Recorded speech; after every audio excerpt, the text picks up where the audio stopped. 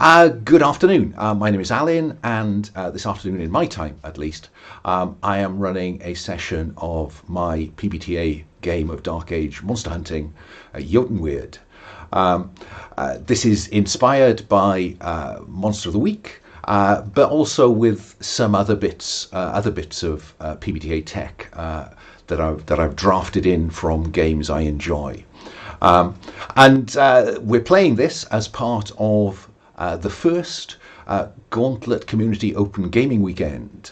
If you don't know about the Gauntlet RPG community, then I would advise you please to look us up on the internet. Gauntlet-RPG will find us. We are an online community playing mostly indie story OSR games. But not always. This weekend is designed to be an opportunity for people who maybe have not played with us or not played online as much as they would like to at this time when we are all locked away to a degree, to just experience what we think is great about online gaming. So it's a free opportunity. The Gauntlet, anybody can play in Gauntlet games routinely. Though it must be said that if you join our Patreon, then at a certain level you will gain early access to the games that we post on our calendar.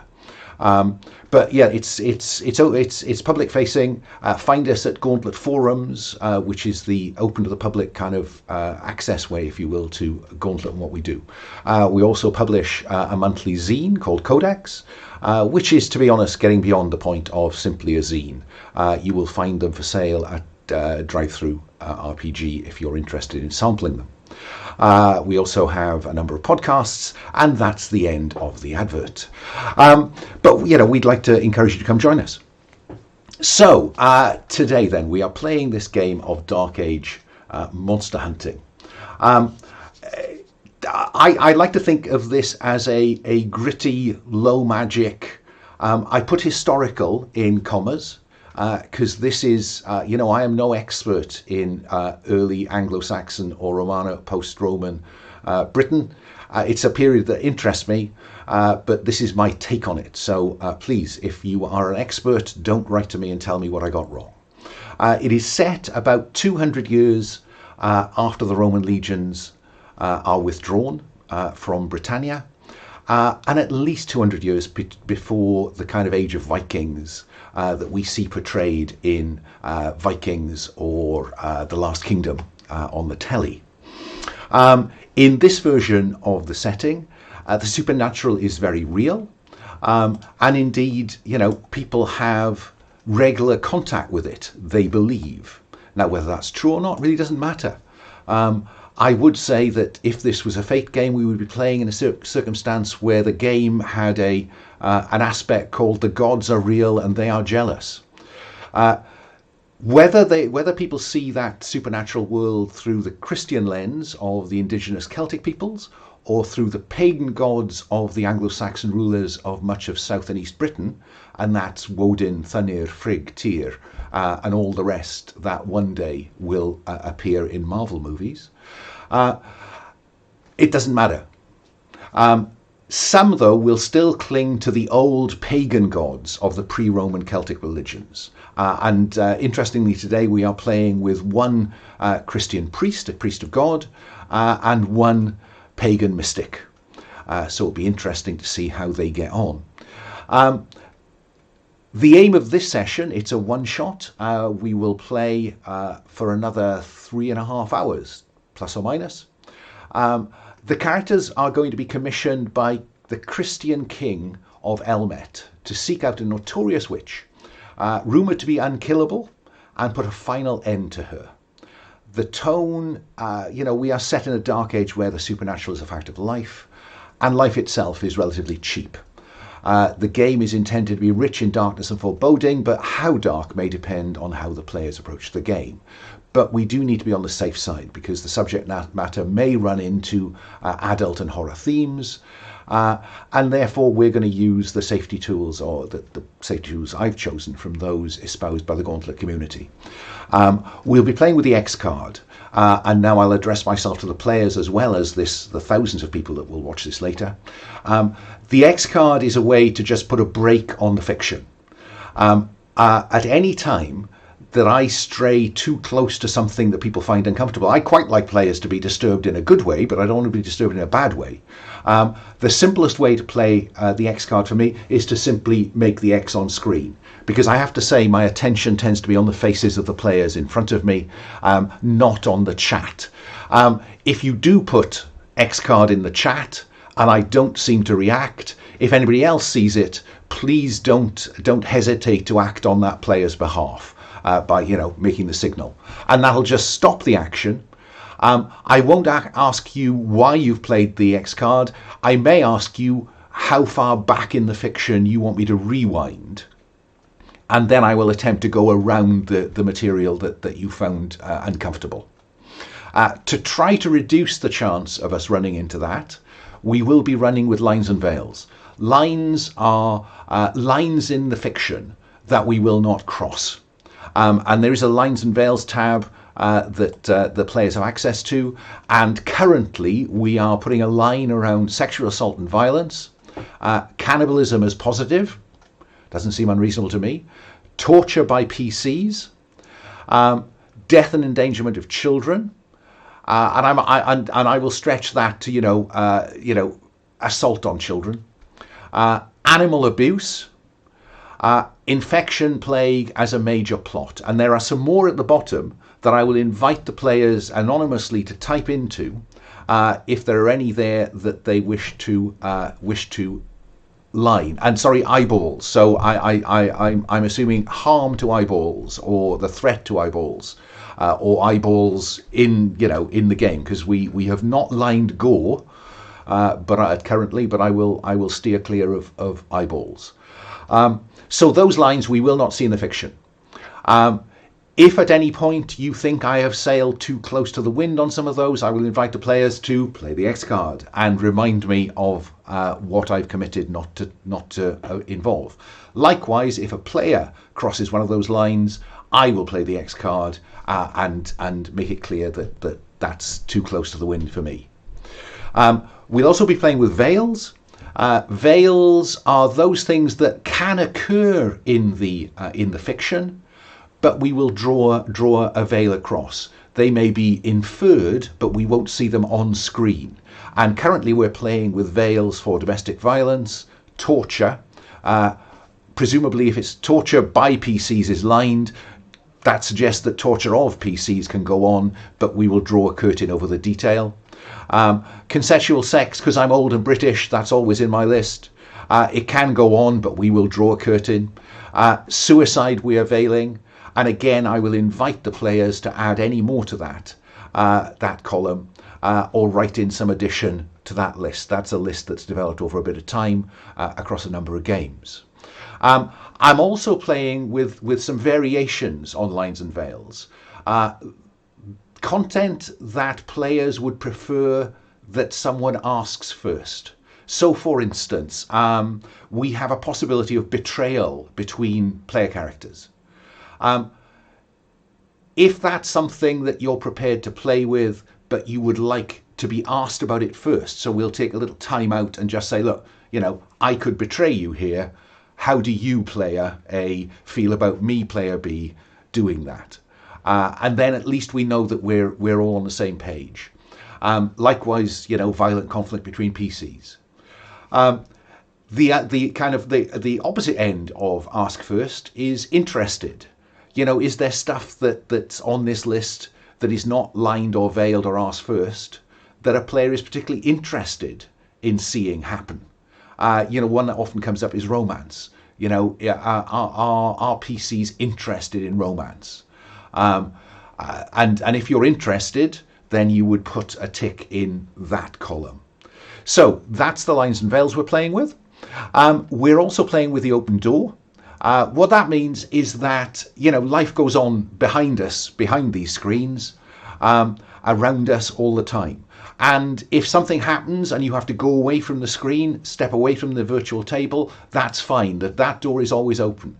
Sometimes when someone feels particularly, disturbed or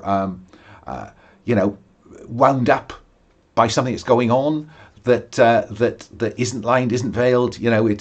We've steered clear of all those difficulties. Still, sometimes people need to take a breather. Very happy that you do that. Please, if you would turn your camera off, go away, have a breather. We'd love to have you back, but if you don't come back, the door is open for a reason. Sometimes people discover this isn't actually the game they thought they were getting into, and they prefer to spend the afternoon doing something else. The open door is there. This is not you're not tied to this like some kind of slavery. You have to play the game. If you're not having fun, feel free to use the open door. And finally, we'll be playing with the Gauntlet Code of Conduct. I won't read it all. Needless to say, I always summarize it by saying that in principle it says, don't be a dick. It's very simple. So the players have all done their characters, completed the characters. A very interesting mix. And now I'll invite you, if that's okay, let's go in order of the character keeper from Scott. So Scott, can I start with you and ask you to say hello, tell us anything you want to tell us about yourself, and then tell us something about Kenos. Yeah, my name is Scott Ryder. If the accent doesn't fool you, I'm from the United States. I use the pronouns he, him. I've been playing role-playing games since the very early 80s. My brother brought home a red box as opposed to yet another Avalon Hill strategy game. And that interested me way more than moving around little cardboard shits. I've been on the Gauntlet for a bit over a year now, and I've played a couple Eotenweard. How do you pronounce it? I always pronounce it wrong. I'm American. We can't pronounce anything right. And I have no real idea. It's my COD Anglo-Saxon translation of Guardians Against the Monsters. So it's Eotenweard. Eotenweard. So I've played several sessions of Eotenweard. It's actually probably my favorite setting in the PbtA world. That's not the Jane Austen RPG. So I'm very excited to play. And I'm in quarantine just like everybody else. And would you just like to tell us something about Kenos, Scott? Sure, I'm playing Kenos, and Kenos is actually the spirit. So Kenos died in a tragedy that I think we'll maybe hopefully discover when we set up bonds, because I don't know what it is. And in that tragedy, my parents did pass away. My sister is alive, and she's what keeps me here, wanting to ensure her safety. She's now living with the uncle who I do not trust at all. And that's me. We'll see how this plays with all these humans. Mortals. True. PbtA, say hello and tell us about Valpurga of Barrow. All right. Hi, I'm PbtA. I'm an illustrator, mostly working in the RPG kind of space, from Northern Ireland, living in Berlin. I've been RPGing for about 10 years off and on, but you know what I could probably do with broadening my experience a little bit, which is part of what being on the Gauntlet's about. I played one Powered by the Apocalypse game before, which was Blades in the Dark, which I really liked, and want to do more of that at some point, because that setting is kind of my thing. But you know what, Dark Ages Britain is also very much my thing, so here I am. Let me see. And about Valpurga, she is a member of one of the earliest orders of Christian nuns, set up in the south of England. She's actually a sort of missionary from the south coast, a small village of Barrow, where there is a nunnery. And she and two companions were sent along, and she's the only surviving one. She learned a lot of important lessons on the way, and is looking to do some good in the world. Can I ask a question about Valpurga? She's been sent north. There is now a Christian enclave in Kent, in the south of England. And so has she been sent north to convert Saxons to Christianity, or is she been sent north to make it clear that the old Celtic vision of Christianity really does need to start giving way to that Roman Christianity that's begun to creep in from the south? I think probably the latter. I would say she's more of a modernizer than an evangelizer. And the lady of the castle is also a committed Christian. Is that correct? you may have read a previous Places and Faces, but certainly the King of Elmet is a committed Celtic Christian. So we'll see how that goes. All right. Moving along then, Bodhi, say hello and tell us about Morwenna Flamekeeper. So, hi, I'm Bodhi. My pronouns are they, them, and this is my second game with the Gauntlet after a very enjoyable session yesterday, and I've minimal RPG experience, I guess, mostly Dungeons & Dragons 5th edition, and really enjoying getting into the more indie side of the hobby. And so Morwenna Flamekeeper is a pagan mystic.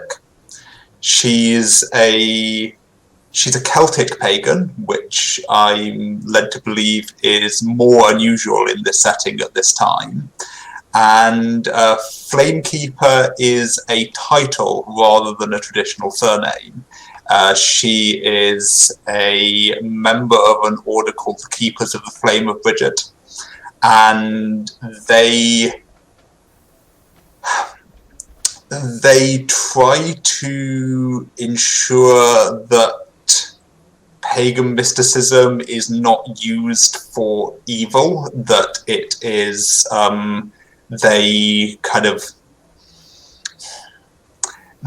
they are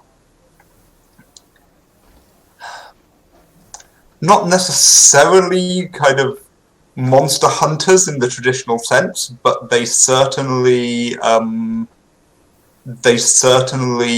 kind of try to defend the good name of magic,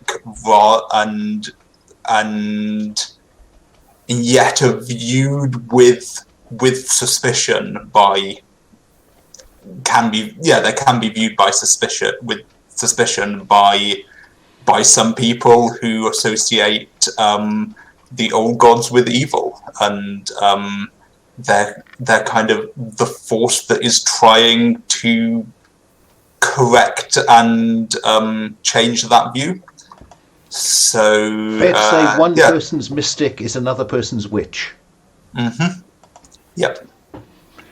Can I ask a question then? You say an order. How, are you enormously dispersed, or are there clumps of you in particular locations? I'd say there are a few clumps of us, but it's not generally known where those locations are. Generally, we're dispersed travellers. It's an initiatory order, so you wouldn't necessarily expect a member of the order to have even ever visited one of the larger clumps. Say, I would imagine that they would be in the far west or the far north, where the influence of Christianity and the Romans and the Saxons hasn't spread so far. That's great. So, were we to encounter any other Flamekeepers, it is likely we would encounter them as individuals. Yes. Okay, right. That's really helpful. Thank you. Moving on, James, tell us about Uhtred. Hi, I'm James. My pronouns are he, him. I've been playing RPG for quite a few years now, but I've only recently got into the OSR scene, which is how I've come to find the Gauntlet. And don't have a huge amount of opportunities, especially now, to actually play these systems, so that's why I'm here. As for, how do you pronounce it? Uhtred? I pronounce it Uhtred, but don't feel bound by that. No, I love it. Sounds great. Uhtred is Hammer of the Gods, and I'm seeing him as he was a hunter who was in a quite a terrible way, the plague, and he was taken in by a sort of small commune who were living in the woods nearby where he was wandering. And they stayed with him for some time, and they had to endure a particularly dire winter, and they were basically starving. And at some point during a hunt, Uhtred stumbled across an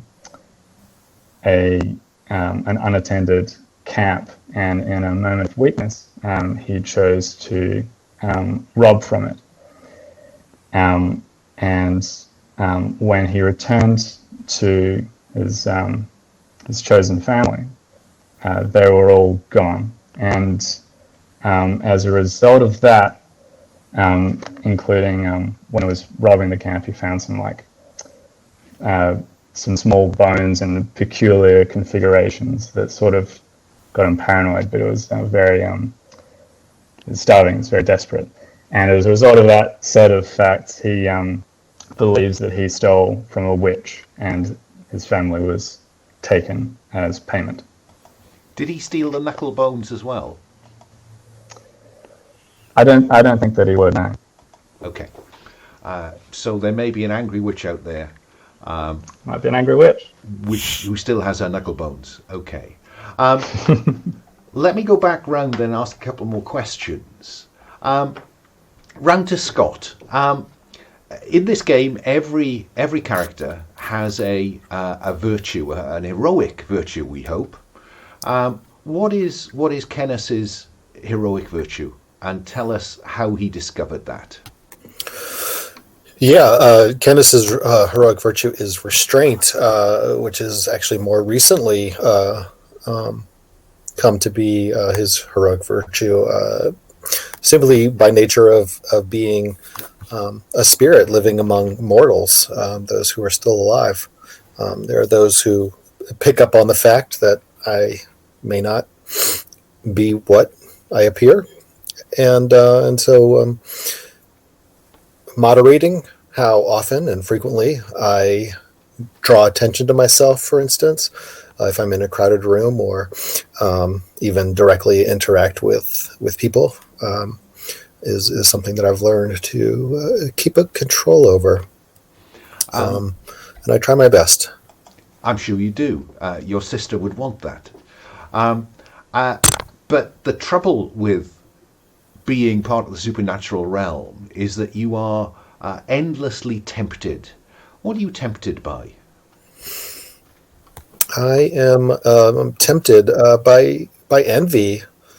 I see all these mortals having connections with each other, loves, good times together, even beautiful objects. Those who are craftsmen create wonderful objects. I can have none of it, but I want it. I want that part of my previous self, and so envy. So I should present you with shiny things. Moving along, Patsy. What is Valpurga's defining heroic virtue? Generosity. Doing good things for other people. And she was sort of cloistered for most of her life. She's still pretty young. She's like 20. But on her long journey here, she found that if you're able to heal people and inspire people and just sort of help them and treat them with respect and make them feel good about themselves, you will become valued and sort of respected in that kind of way, which, yeah, she found she quite liked. And it's important to be generous to people. It's a difficult Dark Ages world out there. Thank you. And the trouble with God is that while he values heroic virtues, he does perpetually tempt those who wish to speak his name. So what is the temptation that you were always prone to? Well, the flip side of, being treated as one of many sort of cloistered figures in unflattering clothing for your whole life is as soon as you get a bit of recognition for your sort of unique skills and value, you start to really want it. She is prideful. The troubles that she went through on the way here have persuaded her that she's not merely worthy to live, but actually quite important in the grand narrative of things. God has preserved. Yeah, God has preserved her for a reason, and it's up to her to find out what reason that is, and not listen to any dissenting opinions on that subject. Thank you. Morwenna, Bridget recognizes a virtue in you, but she also tests you with a temptation. So what is Morwenna's virtue, and what is the temptation she is perpetually subject to? So her virtue is justice. I was friends with the local lord's son as a child, and we scrumped some apples together to eat. My family was poor, and yet they were severely fined, whereas he got no punishment, and that stayed with me, and that perhaps put me on the path to becoming a flamekeeper. That was why I was so ready to accept my apprenticeship when it was offered. And the flip side of justice is that I can be quick to judge and quick to anger. So I am tempted by wrath, and where I'm compelled to destroy someone or something useful or valuable until I hurt someone. Well, she kind of has to be red-headed, doesn't she, for us to fit all of that trope? Yeah. Yep, I will go along with that. Uhtred, what is your heroic virtue, and how did you come to recognize it in yourself? Uhtred has the virtue of loyalty, which he learnt from the family that he lost. Because they took him in when he was very sick and couldn't offer them anything. And they brought him back to health. And the selflessness has inspired him ever since. And because you are the only truly mortal person here, because we know that Valpurga believes that she is, a positive instrument of God, we know that Morwenna has some evidence that Bridget favours her. You are the mortal here. And so you don't have a routine temptation. You can choose your temptations in play, and decide how you are tempted in order to mechanically bias the system in your favour. Okay. All right. What else do I need to know? I don't think I need to know anything else about you apart from now. The premise of this game is that you have some experience of one another, that you already have some bonds that bind you together. And so if you check out the reverse side of your play sheet, your playbook, you'll see a list of possible bonds. And the way I usually run this is I will ask someone to put a bond on the table, so to speak, and see if someone picks it up. And then that player who's put it on the table will record that as a bond they have with one of the rest of you. Yeah. So Scott, it's changed a little bit since the last time you played, but you've done this before, so I'm going to start with you again. So which bond would you particularly like to have in play for Kenneth? Okay, so I've got the Debts of Honor. Yes, sorry, Debts of Honor. You see, that's what's changed. I crossed out bonds about a fortnight ago. Debts of Honor, thank you.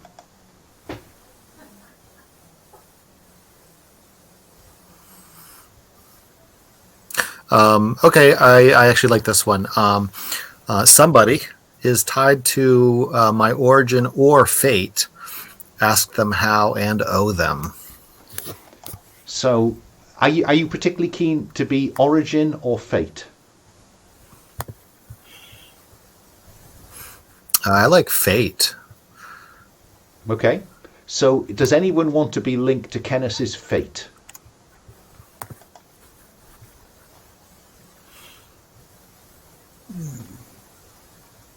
Looks like nobody's biting, Scott.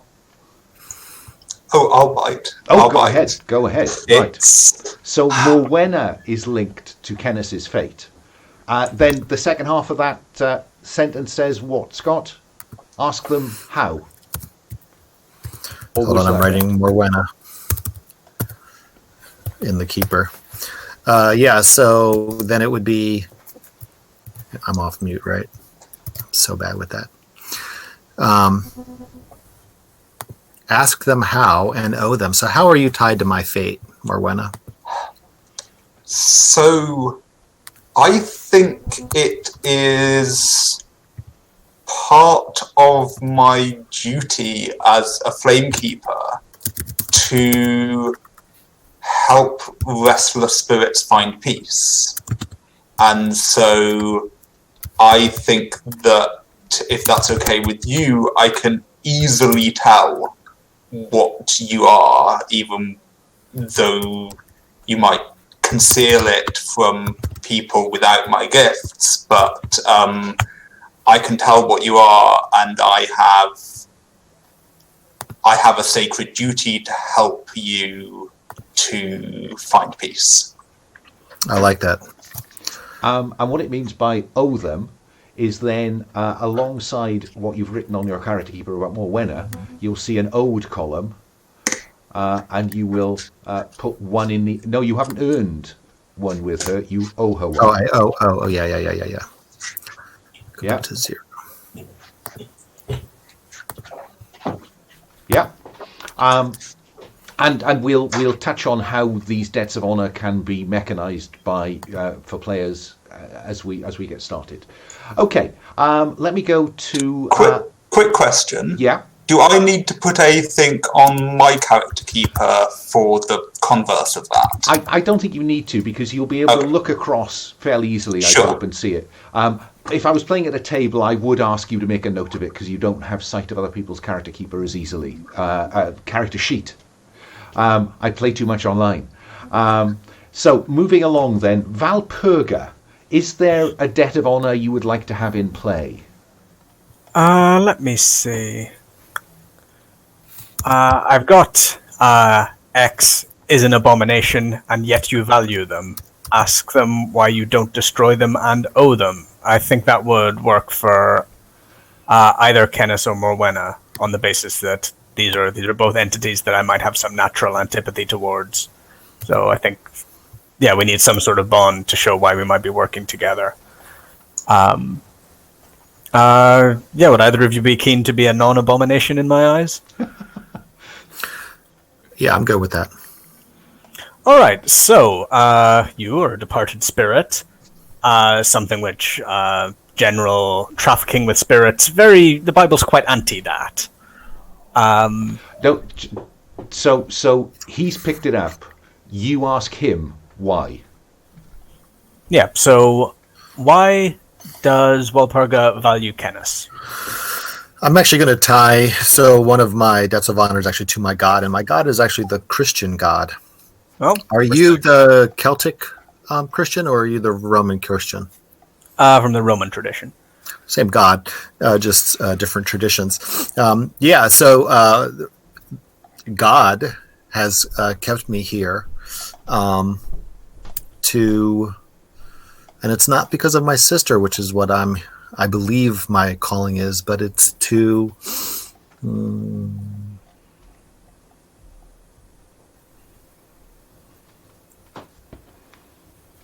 I think I committed a great sin that I must atone for. This is my atonement.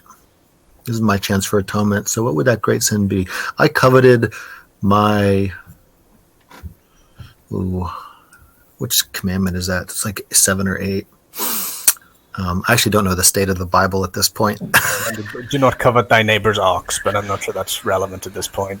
And in growing up in my Christian tradition, it was the neighbor's wife, which has a completely different weight than ox. I did covet, maybe not my neighbor's wife, but my closest friend's wife.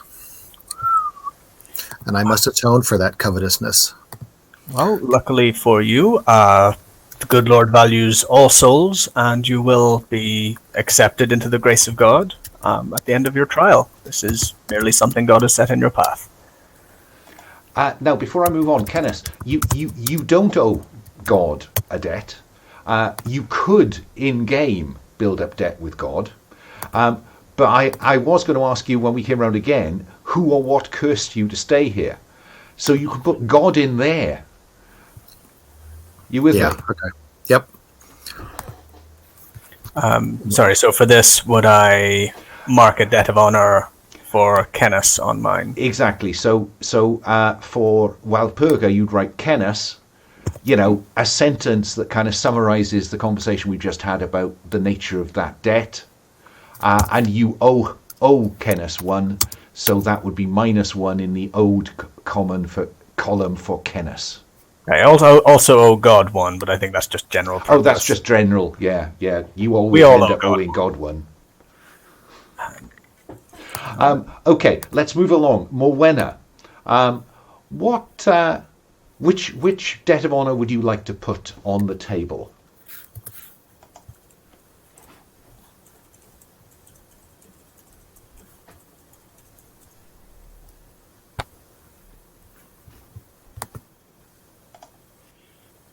I'm slightly worried. Bodhi, can you see us moving? Because you look very still. That does not look good. Yeah, they're all muted. Here we go. Apologies, I lost connection at the worst possible time, but I'm back now. So I was just asking, which debt of honor would you like to put on the table and hope somebody picks it up? I'm going to put, by contrast with the previous one, someone thinks I am a monster. Ask them why. Actually, no, that's too similar. I'm going to change that. Sorry, I can't hear Bodhi. It's odd because I can see they're not muted, but... Can you hear me now? No, I can't. Can you... should I just reconnect? Well, let's just check, James. Can you hear me? Yeah, I can hear everybody except Bodhi for some reason. And can everyone else hear me? Yeah. James, do you want to drop down and come back in on that link? See if that gets us back on an even keel. 1 second. I have to say, I've experienced more connectivity trouble in the last month than I have in the last year and a half, because I think just we're all straining the internet. It's with everything. So I've used at work. We use WebEx, but it's hosted by Cisco, not by us. Oh, personally, for my game, I was using Google Teams, which is just tacked on to Hangouts. I've used StreamYard. I've used Zoom. All of them have some issue somewhere. Scott, I need to just stop you. James, sorry, you need to leave the meeting before coming back in. Otherwise, you'll have two instances, which will put quite a strain on your kit. Yeah, I can see that. So there's a leave a meeting button at the bottom. Hit that one. How do I get rid of that one? There we go. Okay. Yeah, just had a timeout. That's just how StreamYard works. Yeah. It has its benefits, but it also has sometimes its peculiarities. So, Bodhi, you were speculating on Morwenna's. So I think that someone thinks they can help me control the cost of my power. Okay, so James, we're going to try again. Bodhi, can you hear me, James? Yes. Scott, will you speak? We'll check James can hear you. Yeah, I'm speaking now. Patsy? Yep, loud and clear. Bodhi? Yep. Can you hear me? Okay, we'll rock and roll. James, say something just in case. Yeah, we can hear you. Okay, right, so good. Bodhi, which debt of honor are you thinking of putting on the table? So someone thinks they can help me control the cost of my power. And the cost of my power is my wrath, my anger. Anybody want to pick that one up? Well, I'd be big on teaching people the benefits of forgiveness. divine grace. I'm not sure what sort of fascinating theological conversation that would be a result of. Does that work for Morwenna? I've already got got to pick that one up. Yep, that absolutely works. Okay, so Morwenna will fill in Valpurga, summarize that debt, and you will owe them one. Yeah. All right. Now we come along to Uhtred. Now, Uhtred, you always start owing those you lost one. Yep. So, that allows me to play a bit fast and loose with you. Bodhi, you owe them one. They owe you one. Oh, yeah. And I've just realised that's not consistent across the character keeper, is it? Gosh, you see, that's what happens when you're constantly tweaking a game.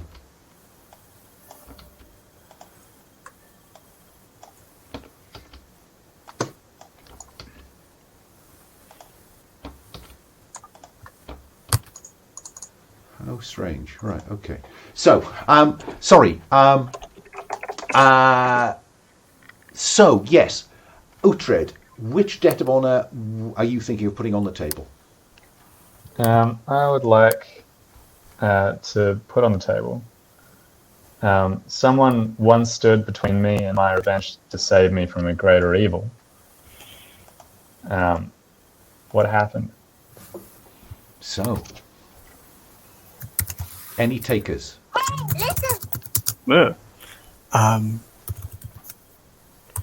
mean, again, that sounds like kind of my bag, but I could also step back if anyone else is interested.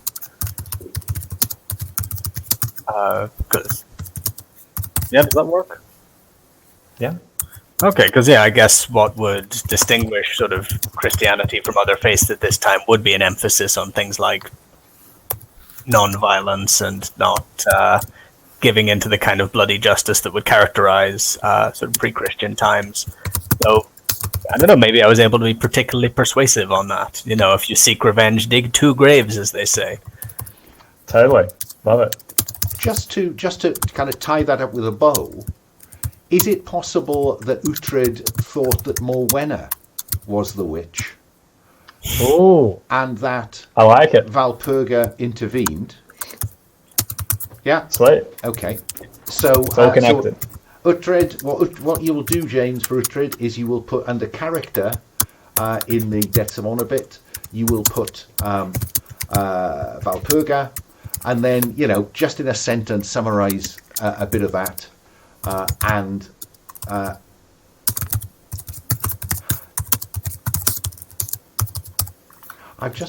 There's something very wrong with this character keeper. Hang on.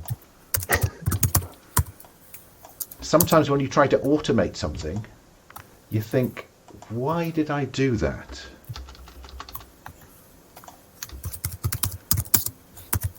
Could have fooled me. I find the whole thing very impressive. Isn't that strange? In case it helps, the they owe and you owe are the other way round on the character sheet to do with the source of my power. Yeah, that's what I'm just slightly confused about. So let me just put... and I think that's what threw me, so I apologise for that.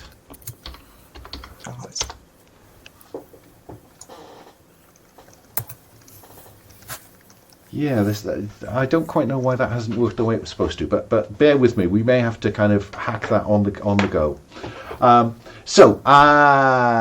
Normally I would spend a bit more time exploring other bonds, but given this is a one shot, I think that'll do us to kick off.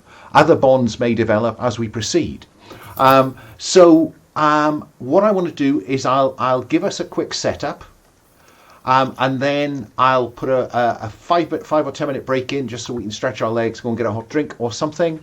And then we'll come back and make a proper start. So we have these 4 characters who have spent at least some time together. We know that the King of Elmet, and somewhere, I think, if you look at the Faces and Places tab, you will find Celtic. There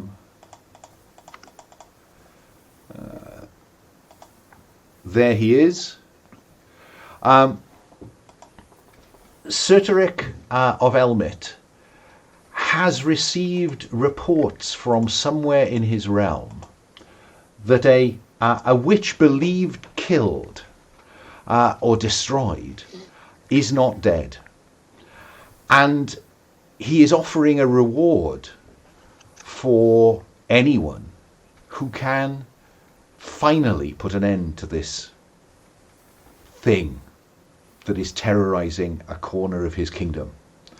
And I think that perhaps this fits with Valpurga's mission to demonstrate to these Celtic Christians that perhaps the Roman way is the right way. Yeah. We know that Valpurga is bound to Morwenna, and we know that Morwenna is bound to Kenneth, and we know that Valpurga is bound to Uhtred. So there is enough debt here to mean that the four of you find yourself at the door of Celtic's hall. It is the most impressive building that many of you will have seen. Perhaps not Valpurga. There might be buildings like this in the south. That's right. But this is it's a Roman villa in effect that has been maintained in the middle of a large settlement. So let us pause at that point. It is 6 minutes past the hour now. I'm going to suggest that we have a decent kind of stretch now so we can think about the characters and I can think about what I'm going to do with them. Shall we be back in our seats for 1/4 the hour? Absolutely, sure. Okay, I will Sounds see good. you then. All right, see you in a minute, guys.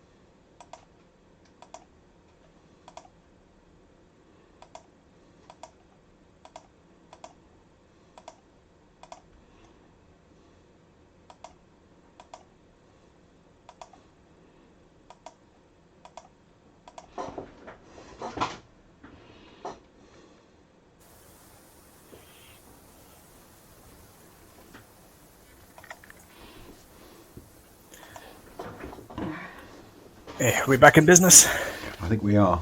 Hopefully connectivity has not... I mean, in fairness to James, he is the furthest away. I'm just saying, James, you are the furthest away, so, connectivity problems should be, we have our fingers crossed. I've done a bit of jiggery-pokery around the character keeper, so now it is consistent with UO rather than they, you, whatever. So, ode earned. So, hopefully that will make it slightly simpler. I want to just let me just retread a bit. We won't be at the hall. We will be arriving at the settlement of PbtA, the seat of King Sertoric. Can I ask, Uhtred, what tells you that this is? What do you? As we'll see you walking down the trail into this small town. What do we see as the camera scans across this settlement, Uhtred, that tells us it is prosperous? Oh, you'll have to forgive me. I don't know a great deal about this time period, but I imagine there's a bustling market that can be seen. There's like caravans and such coming into town. Yeah, lots of traders. There's probably a market here every day rather than once a week, as there might be in smaller settlements. So it's bustling. There are traders. The population is quite large. Morwenna, what do you see that suggests that your faith is unwelcome? There are... So just to clarify, the faith of the king is Celtic Christianity. Yeah. Celtic Christianity. Yeah. So there are symbols of Celtic Christianity on doorposts, on by the side of the road. There's a prominent church, maybe several prominent churches. It's very, very clear that this town is Christian and wants people to know it. Absolutely. In fact, probably the largest church that any but perhaps Valpurga has seen, the Church of St. Peter and St. Paul, said to be, I think, the largest church in the region. Though the king of Dera is claiming he is going to build a great church to the glory of God at the old Roman settlement that will one day be York. How does that make you feel, Morwenna, when you're in the presence of such visible Christian faith? I'm nervous. I'm less nervous than I might be with Roman Christianity rather than Celtic Christianity, because the Celtic Christianity has incorporated some of the worship of the old gods. So I'm nervous and wary, but I know how to talk to these people. It's kind of the early stages of Bridget being changed in view from one of the old gods to being regarded as a saint of Celtic Christianity. So it's kind of, I'm wary but confident that I can talk my way out of difficulty. Okay. I'm just curious, how do you know Bridget is present? We've got a special effects budget. We can work with that or save it for later. I'm just curious. I see one of my moves that I have chosen is Otherworld, which means that I can I can see spirits, and I'm just going to draw on this for the fiction now, and I can tell that. Do we know what time of year it is? What time of year would you like it to be? I would like it to be spring. I would like the snows melting, the early flowers coming through. It's a hard time because the crops won't have come through yet, but the sap is rising. The air is filled with the spirits of spring, and that is a time of Bridget strength.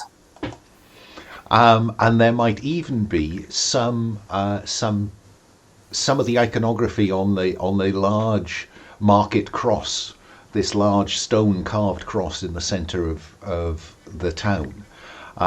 There might even be some iconography there that you will recognise as being, relating back to the tradition of the old gods. Valpurga. Mm-hmm. Do you go to the large church of St. Peter and St. Paul, or do you go straight to the Hall of the King? Well, I think given that I'm traveling with these fine people and a ghost, I'd probably not want to wander off on my own, given that we have a purpose here. So I think I would do business first and deal with my spiritual duties later. I think I would be focused right now. Okay, so as you walk through the market square, past the great market, the cross in the centre, to one side is the carved wooden frontage of the Church of St. Peter and St. Paul. What tells you that this is a church in need of reform? Let me see. It could be that by the sides of the door are carved posts in the sort of shape of heroes that have been sainted as part of the religious mixing. Like, I mostly know the Irish saints who used to be heroes. Like, there was one whose spit could shatter rocks, and which is only it was God doing that for him. So I think there would be something there being depicted that I don't recognize from the actual gospel. And that would just seem kind of wrong-headed to me. And maybe I need to have a word with whoever's in charge around here. Well, then I ask you the question again.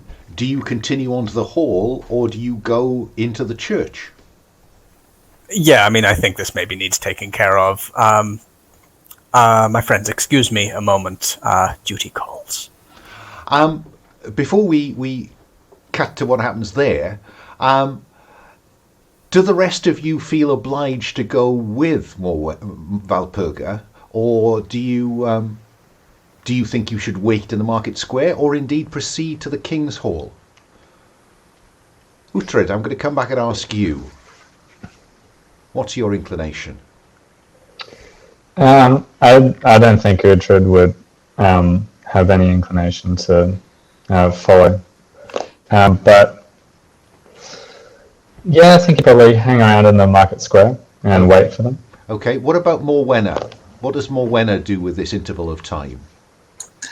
Morwenna also declines. I also decline to follow and mutter something about proselytizing nonsense, and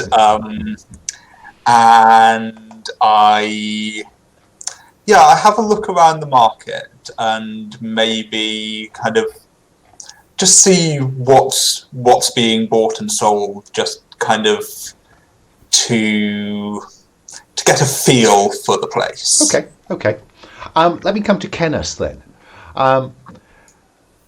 You are that restraint sense. I got the feeling you like to keep yourself to yourself, Kenneth, for reasons that may or may not become apparent to the public. What's your reaction to being in this busy market square? Well, I'm delighted. It's spring, signs of life. I get to see people, get to watch how it was. Part of it's bittersweet. There's some missing of it, but it's both pleasing and saddening at the same time. And I keep on the, as best I can, I mingle through the market. What's the size of the settlement?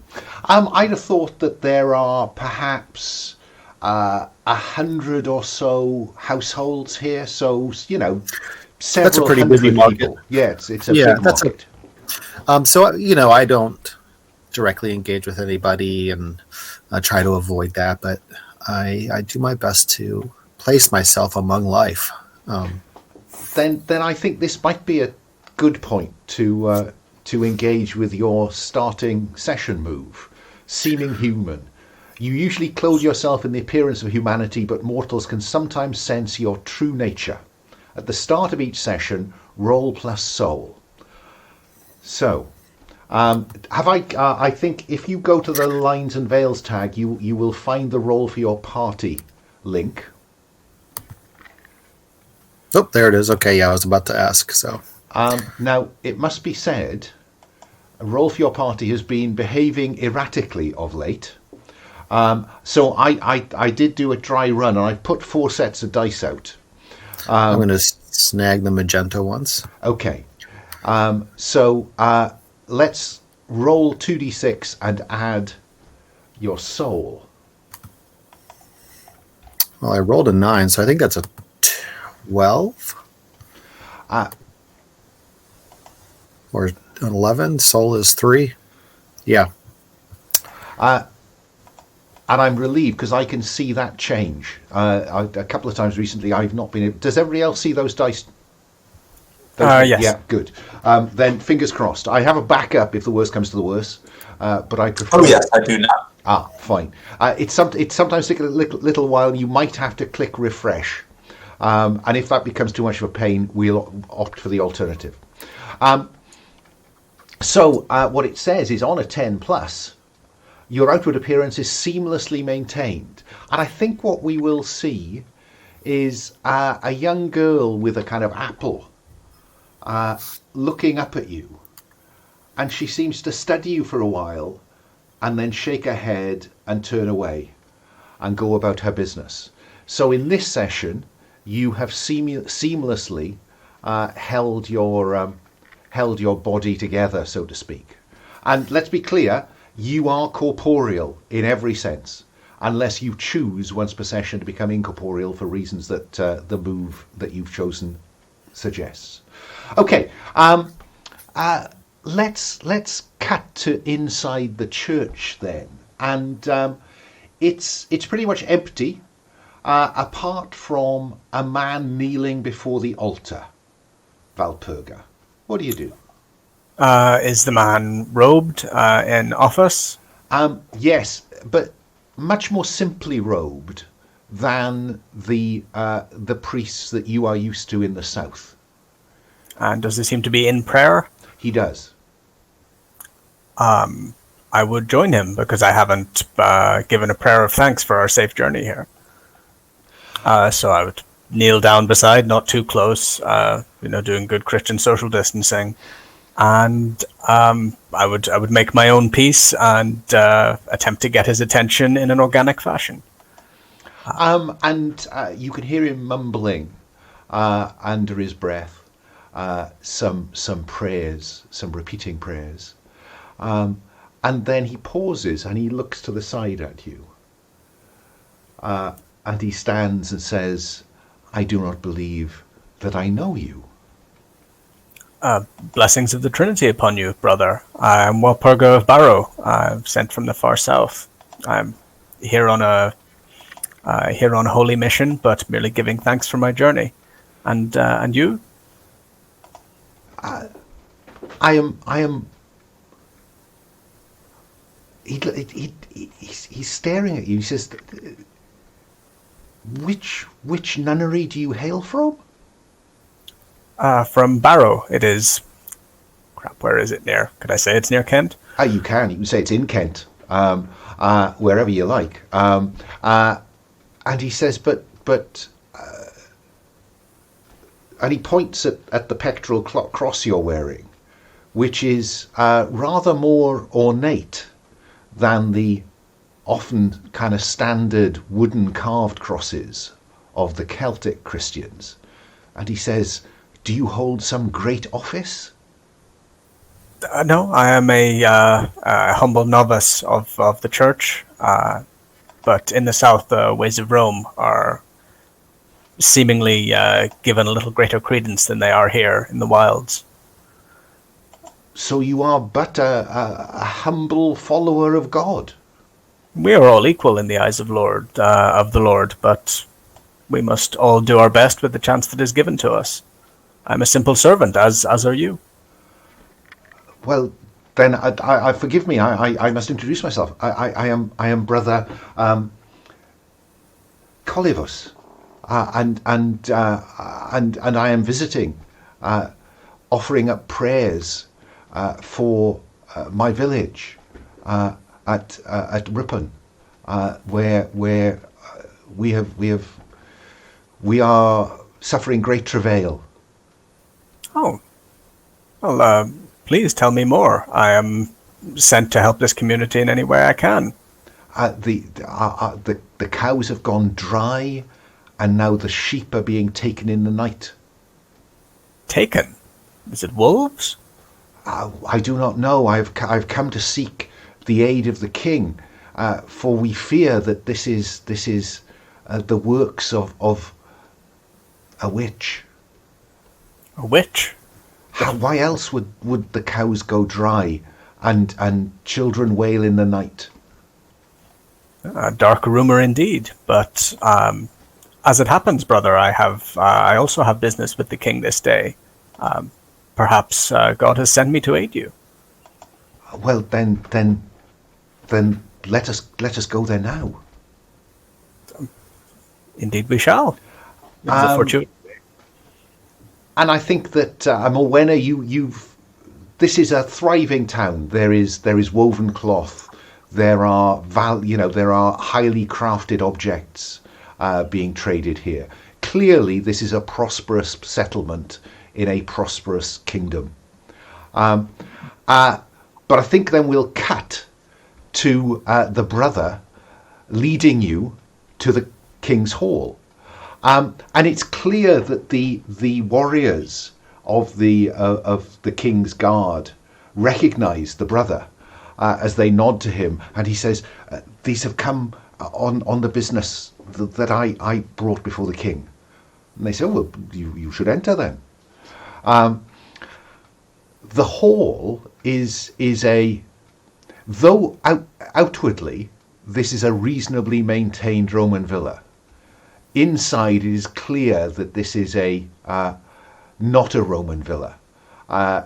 It is much more about wood and rushes than it is about hot water and mosaics. Have any of you been in a Lord's Hall before? Uhtred, have you been in a Saxon Lord's Hall? I think Uhtred might not have. He's I'm thinking of him as a very sort of solitary fellow, a hunter on the edge of society. So what's Uhtred's reaction to this? First of all, the scale of it. This is bigger than any hut, and there is so much furniture. So many places to sit. I imagine he'd be pretty overwhelmed and maybe a bit unsettled by sort of the extravagance of it all. And therefore, does he hang back, or does he put himself forward? I think it would hang back. Yeah. What about Kenneth? Does Kenneth feel overawed at all by this? Yeah, I think definitely does. This is first time in such a grand space. And what about Morwenna? Morwenna, I don't, because I'm firmly middle-aged. I've been doing this for a good while. I'm starting to get a little grey in my flaming locks of hair, and my calling has taken me to Lord's Halls before. Maybe nothing quite this big, but I'm not the sort of person who would let the fact that I'm impressed by the scale of a Lord's Hall show on my face. So I take it in my stride, but underneath it, this is a big deal. Okay. And what about Valpurga? I think while she's probably been in nice places, this is still a bit alien, particularly in terms of being so far north, looking comparatively wild and not quite knowing all the social mores.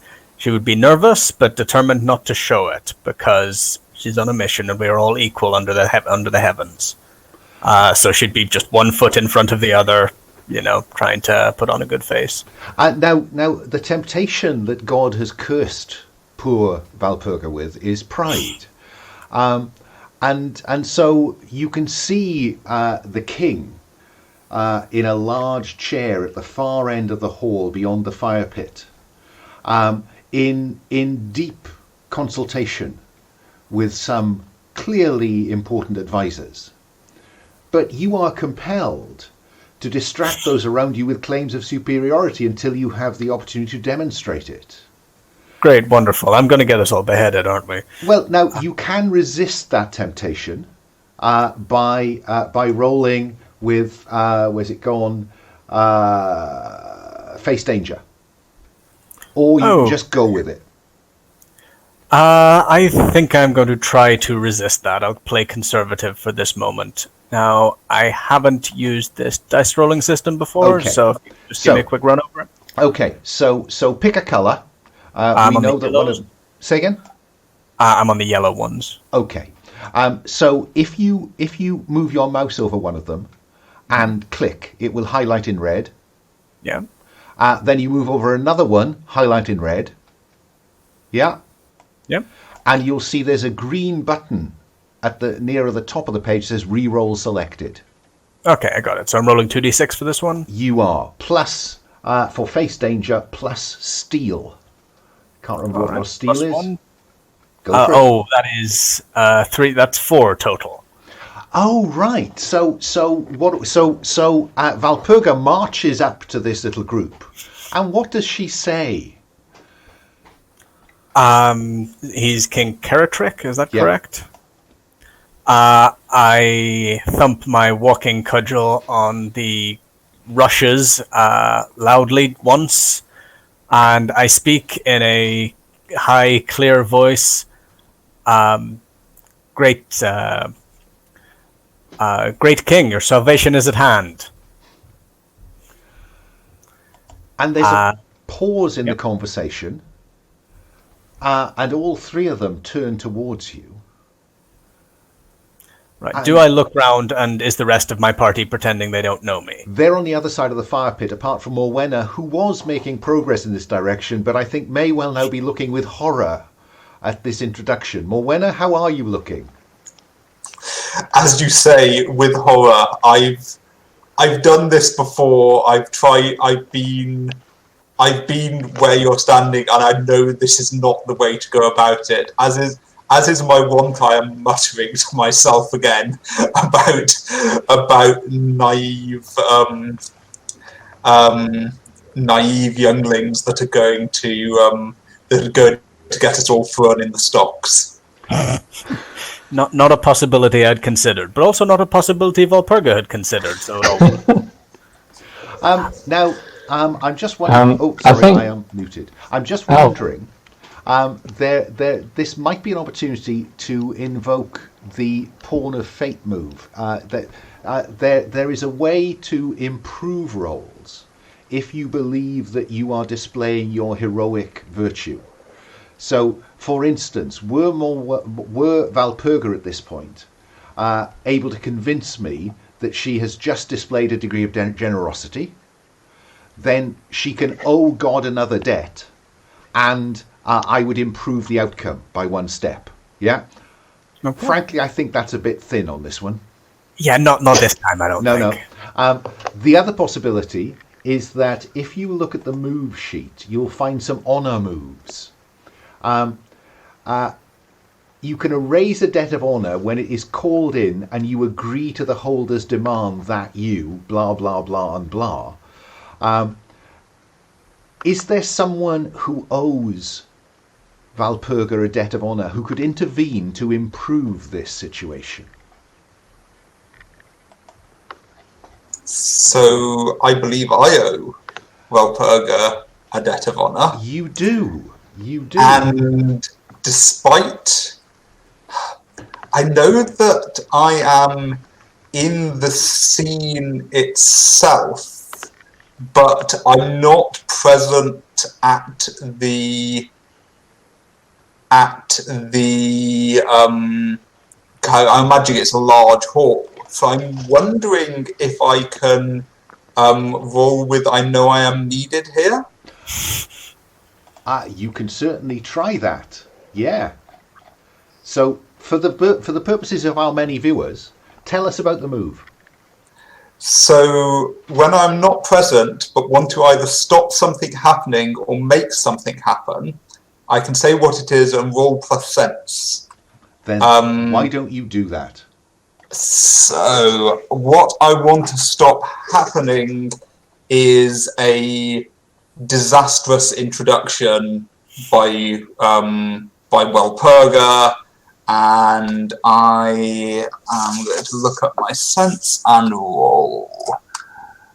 Which I'm dice? taking the turquoise dotted dice, and that is a 5 plus 1, so that is a 6. So I arrive bringing trouble with me. Isn't that just delightful? So, Morwenna, what do we see? Because we know you want to intervene and say, but what actually happens, and what trouble do you bring? So, I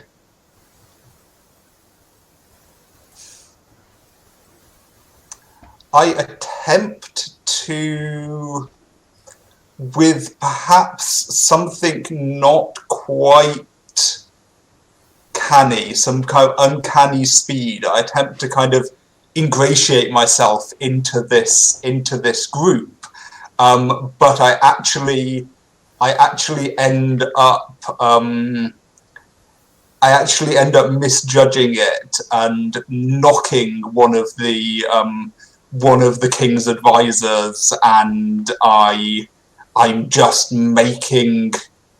making everything kind of more obvious and more of a social gaffe, and it does not go according to plan at all. And the other advisor you didn't knock into draws his sword and holds it at your throat. Uhtred, you've seen this go on. What's up? What are you going to do, if anything? So Uhtred does owe a debt of honor to sorry, what's your character's name? Walpurga. So I think when this has all started to very obviously go wrong, I think he would have, perhaps not with the speed that Morwenna did, but would have been heading down the hall to stand by the two of them. Now, just mechanically, are you aiming to get rid of that debt by actually intervening to help, or just using it as kind of a narrative reason for you to be close? As a narrative reason. Okay. Kenneth, you too have seen what is going on. I'm open to offers.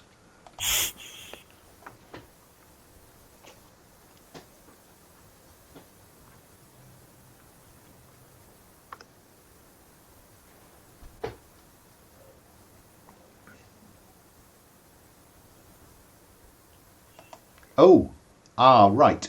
Do you want to try leaving and coming back, Scott? If you're having some lag. There he goes. Let's assume at this point that Kenneth is not going to be able to sweep up the difficulties that have developed. Sure. Okay, I think I might have a fix for this if nobody else does, but we'll see how it goes. So we have the head of the king's warband has his sword at Morwenna's neck, at her throat. We have Uhtred standing by her. Let's see if Scott's back. Yeah.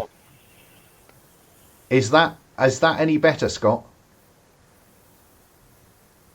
Oh dear. Is that any better, Scott?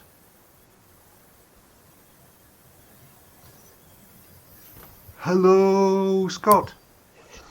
Our spirit's getting interference from the astral plane. I was going to say, yeah, he's clearly having incorporeal difficulties. Hang on, let's see if he's in the Hangouts.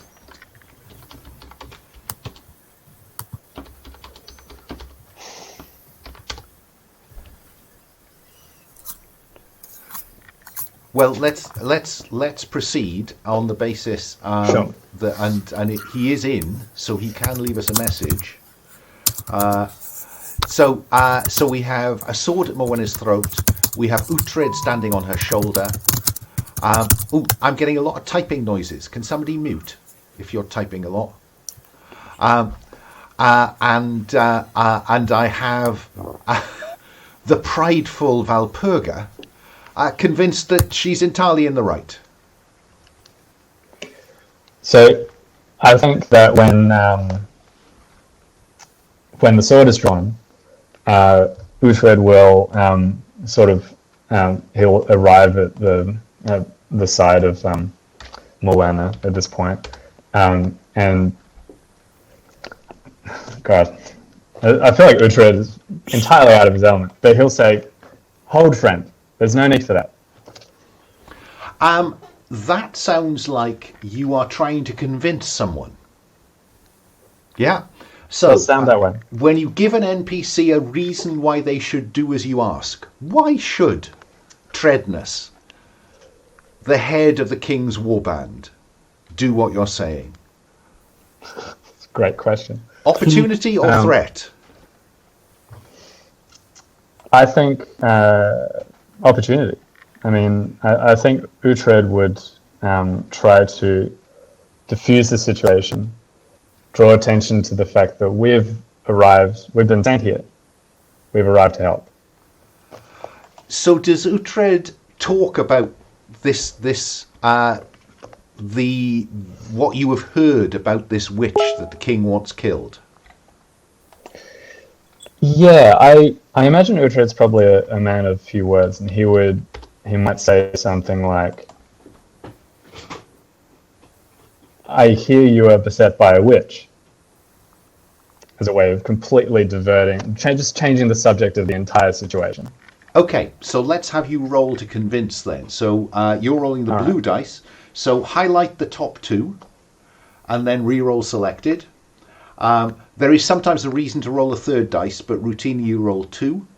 And add subtle.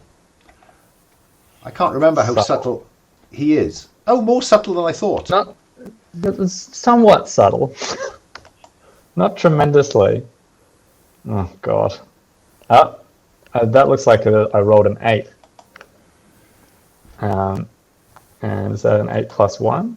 Is a 9. Oh, yes. Is a 9. So on 7 to 9, they'll do it if you do something for them first, or owe them a debt of honour. And I think Tredness he'll got his sword at Morwenna's, and he looks at you and he says, "What know you of a witch, Saxon?" Can I ask, what does Uhtred know about what we've been tasked with? Literally only what I said in the setup. That Certeric believes that his kingdom is beset by a witch that he wants a final end put to, and the priest that Valpurga, the priest who led you here, has told you that it's in his settlement, which is at a place called Ripon, perhaps a day or 2 days walk from here. You also know that you shouldn't steal from witches because it's a bad luck. Yes. And steal from witches. So yeah, you have skin in this game.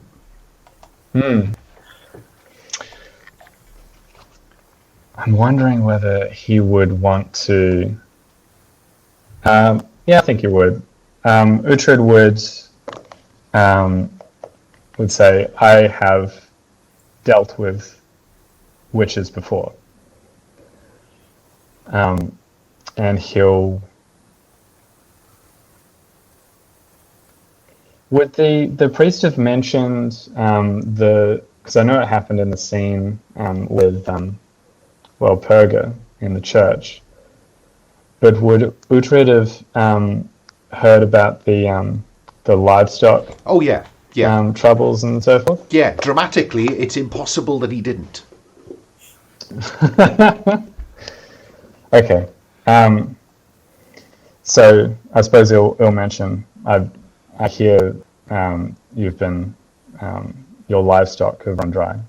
So you're offering and your crops have failed. expertise, and you appear to know more about this than he expected you to know. So I think that he will relax slightly.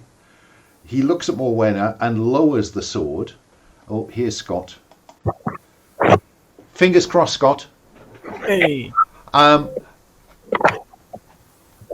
Against all the odds, Uhtred, the hammer of the gods, has diffused the situation slightly by intervening and convincing the guy with the sword at Morwenna's throat that he knows something about witches and about this particular situation in particular. So let me come to you, Kenneth, and say we have Morwenna not quite as at risk as she was. The sword is lowered but not put away. We have Valpurga, I guess, looking slightly confused at what all the fuss is about.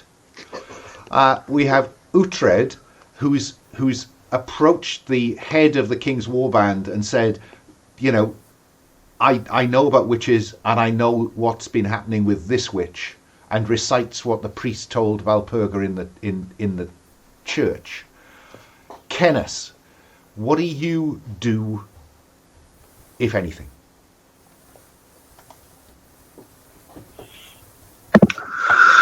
I'll say I can vouch for him. A witch terrorized my village. He helped clear it. That's why I travel with him. Just help me with this. Is that true? Absolutely not. Excellent. Love it. So let's see how convincing Kenneth is. Yeah. So to convince someone, roll 2d6 plus subtle. Yep, just give me 1 second. The character keeper's still coming up. I had to switch over to my work computer, and we run 400 security agents in the background. Okay, so. Spirit. I'm not going to. I'm not going to force you to roll for that. I just like the idea that Kenneth is perhaps a little bit loose with the truth. Let's once the dice is up, we'll have you rolling some dice. But let's not bother with that now. So be alive. So there is a pause, and the king looks at this motley band and says, "What are you suggesting?" Oh God, I'm having no luck at all today. Who knew the internet could be this busy? The king. I tell you what. After our next break, I'm going to suggest an alternative because I think this is proving. It may not be StreamYard, but I think I do owe you the chance of using just something that's got a bit more bottle behind it. It doesn't have quite the facilities, but it's. I think it'll work. The king says, strokes his beard and says, I will hear them. And the churchman, the bishop that Morwenna knocked to the floor, dusts himself off and says, but my lord, these are outsiders. There's a Saxon. And I don't like the look of her, pointing at Morwenna. Who will speak for you? Says the king. I mean, I think Valpurga had a whole speech prepared that she's been rudely interrupted by all this horseplay. First, might I apologise to the bishop? You certainly can. How convincing are you? So, without saying quite what sort of sacred vow, I say I have sworn a sacred vow to help all that seek my aid with problems of this nature. I mean no one here any harm, and I most humbly apologise for my clumsiness. And he kind of, time will tell, my lord. And he nods to the king as if to say, over to you. So, Valpurga, you had a speech prepared, and even if somebody else tried to say something, my suggestion is that you might, pridefully get in first. But what speech have you prepared? On the way here, it would start with, Great King, evil walks abroad in the land, and during such times, all of the folk of this region are at risk, for the devil sets many snares for the unwary, and it is your good fortune and the good fortune of all that the Lord has sent me here. But not only myself, for my companion Morwenna speaks the truth. We are all, in our own ways, sworn to defend the innocent from the unnatural. And I believe that we are your only real opportunity to put this evil to rest permanently before, well, you get worse things than cows going dry. And he leans forward, puts his chin to his fist, and he's contemplating. And that's when Father Colivus speaks up, and he says, "My Lord King, I believe that she has been sent by God. Show the king your cross." I do so. Sign of the Trinity. She is clearly, though her age would not appear to support this, she is clearly great in the church in the south. And the king kind of sighs it, and he looks at the cross and he thinks, yeah, that's maybe. Very well. I will let you test your mettle.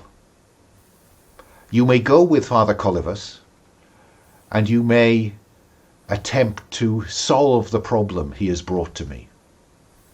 But beware, for if you prove to have broken faith with me in both your capabilities and your knowledge, you will not be welcome here again. And if we return successful, Great King, perhaps you will see that the faith passed down to us by the Father of Rome is not to be adulterated or corrupted by the superstitions of the darkness that came before. Perhaps the Lord has sent me here to serve as an instruction to all here of the North. Think on it. And we'll finish that scene with the bishop going, "Pah!" Oh, pah, is it? Now, I'm going to suggest we take a 5-minute break. during which I'm going to, well, I mean, what's the lag like now? I just want to check in. Is it okay? It's fine right now. Yeah. Fine for No me. troubles on my end. Yeah, I'm all good. Okay, well, look, let's persevere. Let's take a quick 5 minutes, and then so back at 5 past the hour. All right.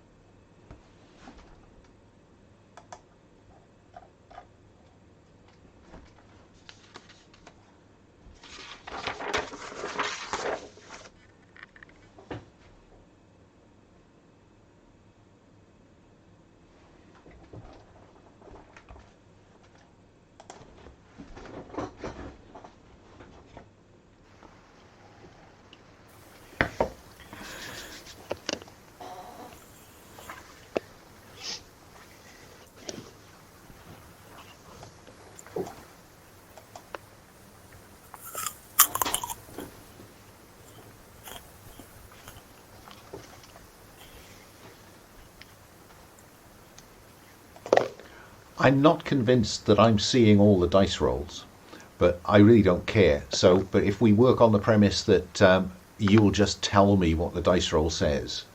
PbtA, I was just saying, I'm not convinced roll for your party is updating particularly swiftly at my end. So you roll the dice, you tell me what you get. You know, job done. On our system. Yeah. Is there anything that any one of you wants to do in PbtA before we cut to the road to Riponum? Do we know how far we're going? Day and a half, 2 days. All right. Other than maybe get a hot meal or two in before going back to whatever passed for road rations in the 4th century. Yeah, no, I think we'll have a little montage of you just sitting over a pot of stew at the back of the King's Hall. I suppose I'm more interested in whether you want to either have a scene between two of you or whether one of you wants to do something, inverted commas.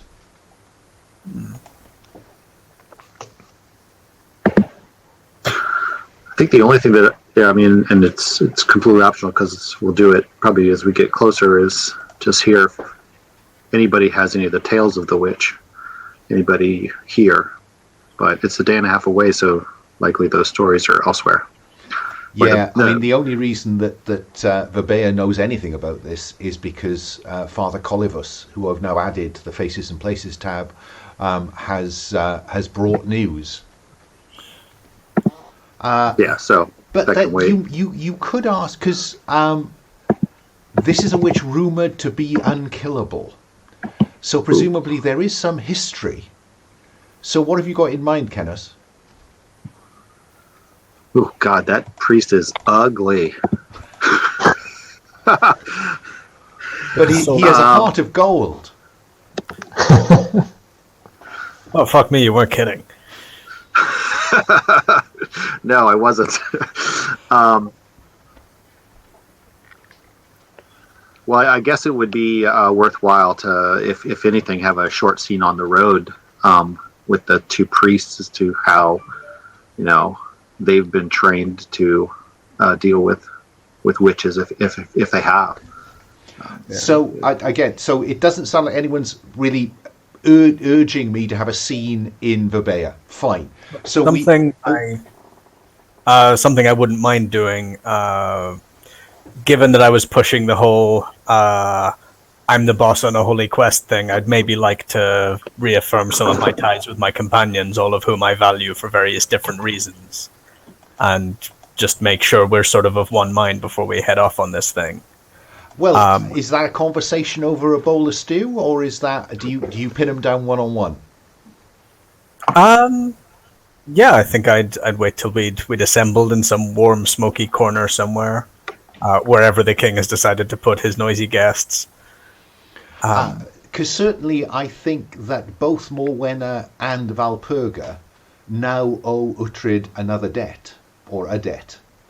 So, Uhtred, you can add to that because you stepped in and saved their bacon without cashing in a debt you already had. But yeah, so what conversation do you want to have? Go ahead. Well, I did my best not to show it, my friends, but I must say that was really quite frightening for me. Thank you, Uhtred, for stepping in so clear-headedly, and you, Morwenna, for stepping in.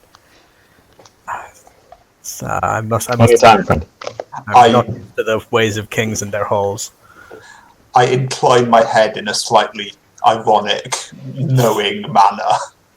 Yeah, I feel like maybe I could learn a thing or two from Morwenna as an older spiritual woman.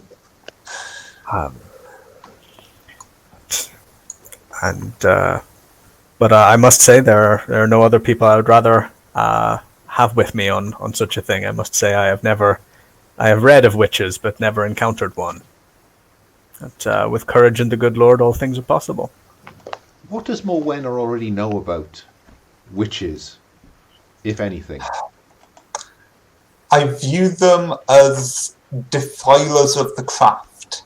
They've taken something which should be used for life and for healing and for knowledge, and corrupted it to be used for their own personal gain and desires. And I have quite extensive experience dealing with minor perverters of the craft, but I don't think I will have ever dealt with someone with this reputation, and in my infrequent meetings with other Flamekeepers, and also in my scrying, in my looking at portents, I don't let the other people in the group I'm traveling with, I don't let you all know that I'm so nervous. But this is a darker, more foreboding, more potent sense of dark power than I've felt before. This feels like it might be a little out of my league, but it's firmly within my duty. So I have to swallow and gird my loins and kind of put on a brave face about it. And of course, the characters may well spot that brave face, but we, the audience, know that she's quietly wetting herself.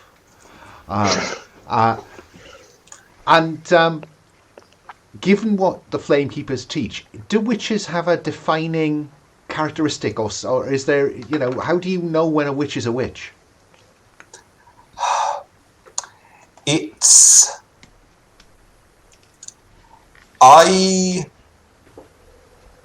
Most people don't. Some people have I'm establishing fiction here, so kind of feel free to say if this doesn't fit, but no, that's what I'm inviting you to do. Most people can't. Some people have an innate sense of the purpose to. They have an innate sense of power, first of all, of supernatural power, and a sense of the purpose to which that power is put. And I have that sense innately, and it's also been trained. So it feels a power used wisely and well feels like, it feels different for different people, but it can be like the smell of a fresh breeze, a kind of the comfort of a warm fire, whereas power corrupted feels greasy and like it's sucking the light out. Everything becomes a little grey. It's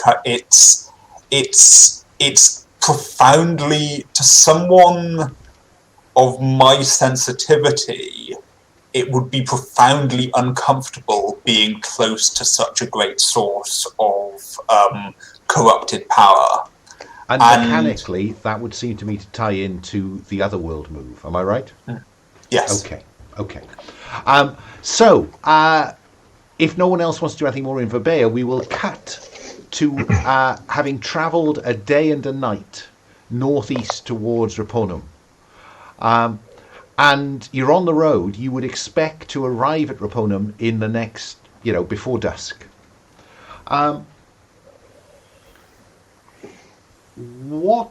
Again, I'm going to go to Uhtred first, because it seems to me that he is the person more likely to react instantly to this.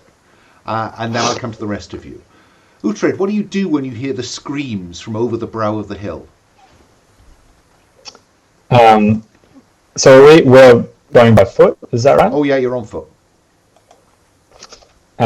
He will, his hand will fall to the axe at his side, and he'll. Can he see anything? As I say, the trail runs up to a brow of a hill. You're moving through some open woodland, and whatever it is on the far side of that brow. Not far, because you heard that scream quite distinctly. Okay. He will set off ahead of the others toward the screams. When you say ahead, is he running?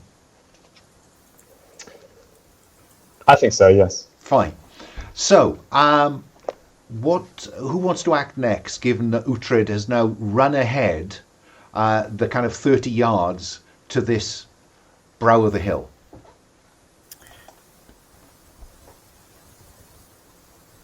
We can see if he brings news back, Okay, so Valpurga is sitting tight for the moment. Well, I mean, keeping walking, but certainly not chasing. Yeah. Kenneth, are you doing anything? I'm going to follow after, but at a slightly slower pace. So just going to jog over in my way. Making sure you don't arrive first. Okay, Morwenna. I want to get a look at the lay of the land. I approach the brow of the hill stealthily, keeping low, and try and get a look at what's going on without whoever is causing the scream getting a look at me. So okay. So Valpurga and Morwenna are taking a slightly careful approach.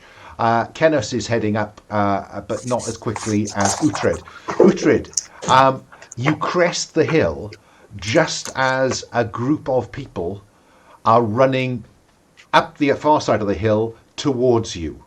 They are a mixture of, they're a handful or so of men and women. One of the women is carrying a child. What do you do?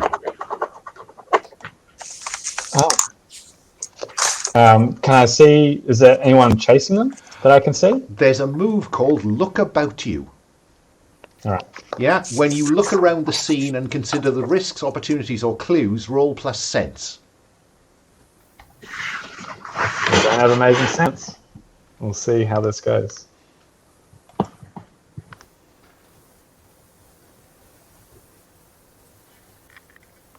Okay, that looks like that's an 8.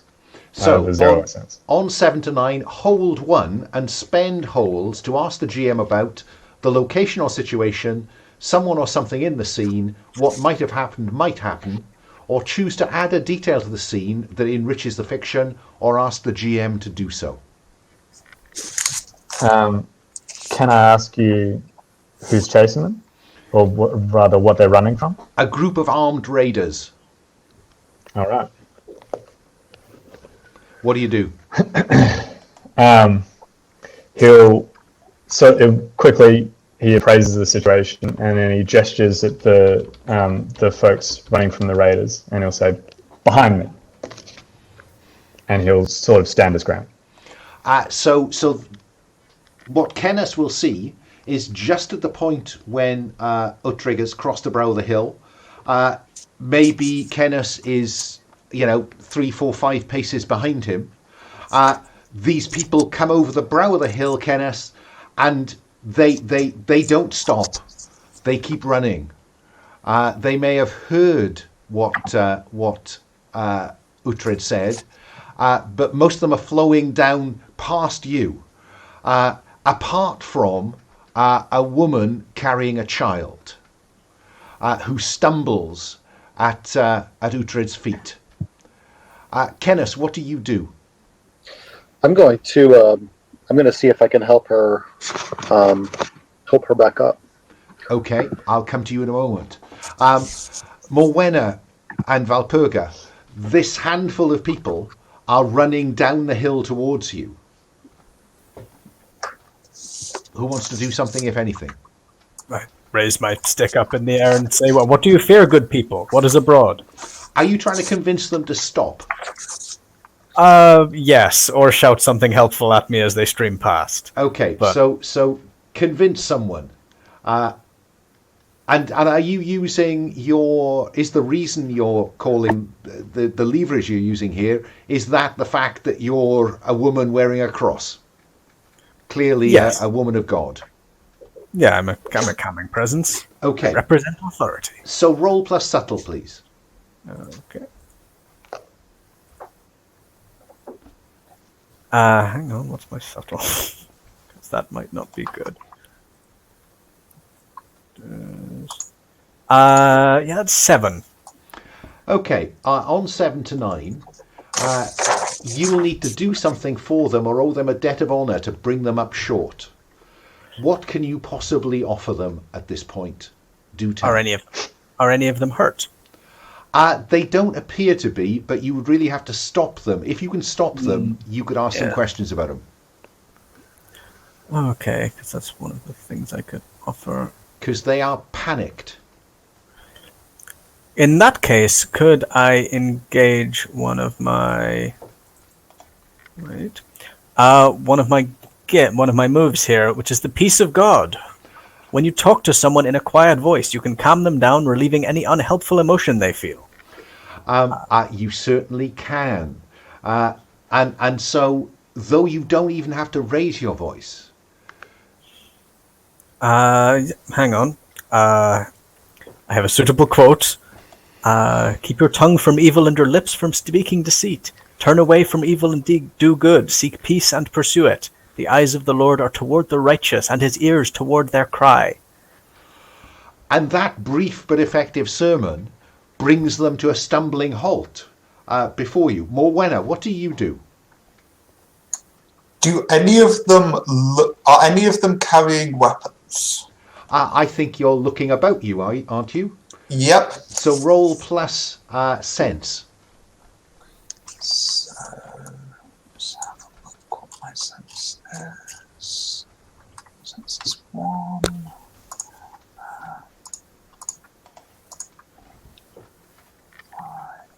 10. That is an 11. On an 11, hole 2, ask me 2 questions about the location, situation, whatever, or add a detail, or ask me to do so. So, I'm going to ask whether any of them are carrying weapons, and if they are unarmed civilians. And also, I want to see if there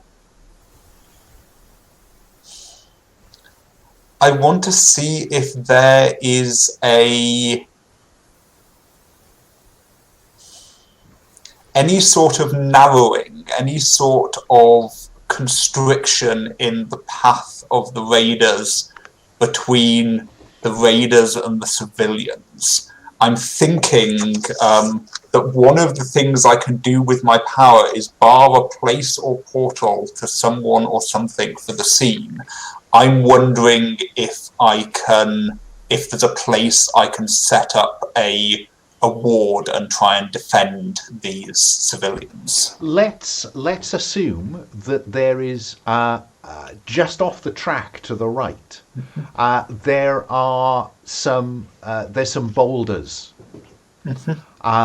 If you could round them up into the center of those boulders, you could ward it. I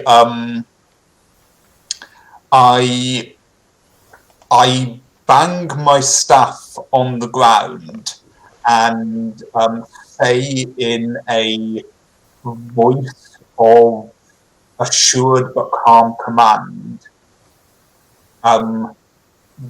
go there, I can protect you.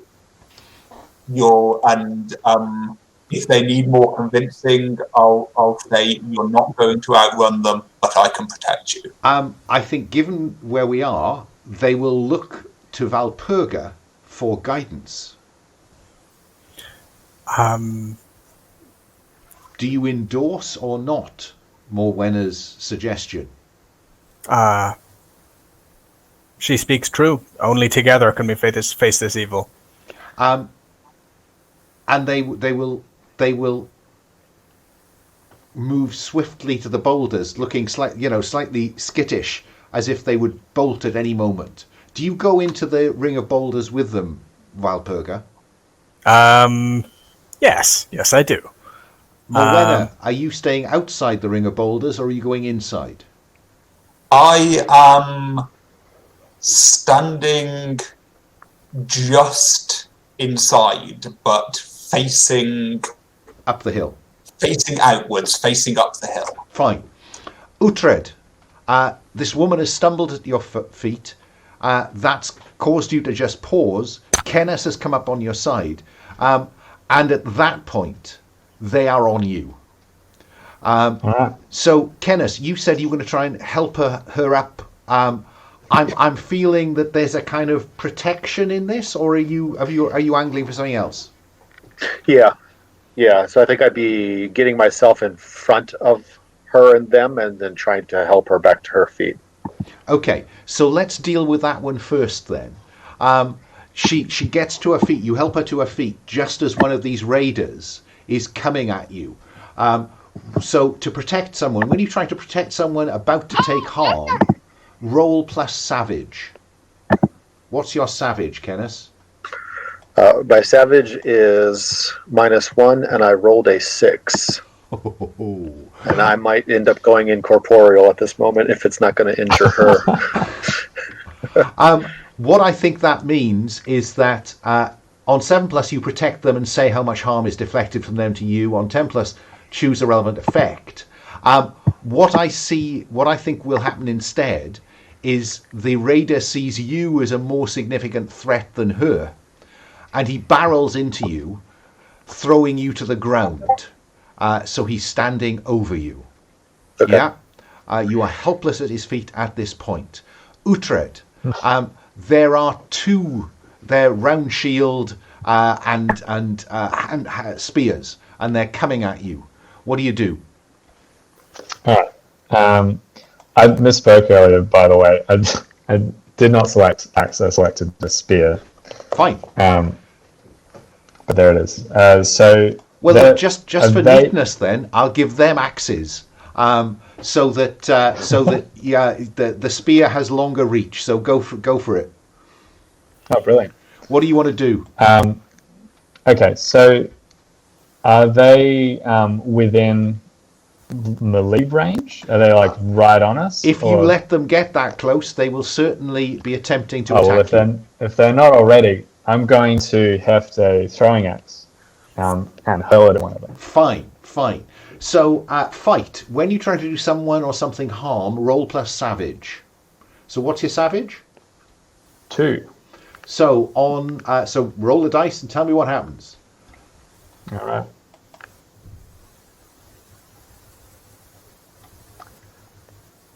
I rolled an 11 on the dice. So it's a 13. Right. Now, that's all very neat, isn't it? Because what I think it says on the move is, where's it gone? Yeah. So on a 7+, you exchange harm. Yeah. Now they're too far away yet to do anything. Your axe thuds into one of them. So what harm does your axe do? I believe the throwing axe is just 1. Okay. Yeah, 1 harm. So you do 1 harm on one of them. On a 10+, choose another relevant effect. Gain advantage that can be passed to another PC. Force your foe to where you want them. Draw all danger or foes to you. Spot a weak point and inflict 1 extra harm. Because you rolled 13, you also get the 12+ outcomes, which are all PCs involved in the conflict gain advantage. You block your foe's blows and suffer no harm at all. Not relevant, they're too far away. You inflict grievous, twice normal harm. Or your fury drives your foe from the scene. Gosh, well, that sounds pretty good. I like that last one. So this thuds into one of them. And what do we see Uhtred do that is sufficient to scare the living crap out of these? All right, so this axe thuds into one, and Uhtred hefts his spear and sort of plants his feet in the ground, like he's ready to for them to just drive themselves upon it, and he just lets out a roar. He screams.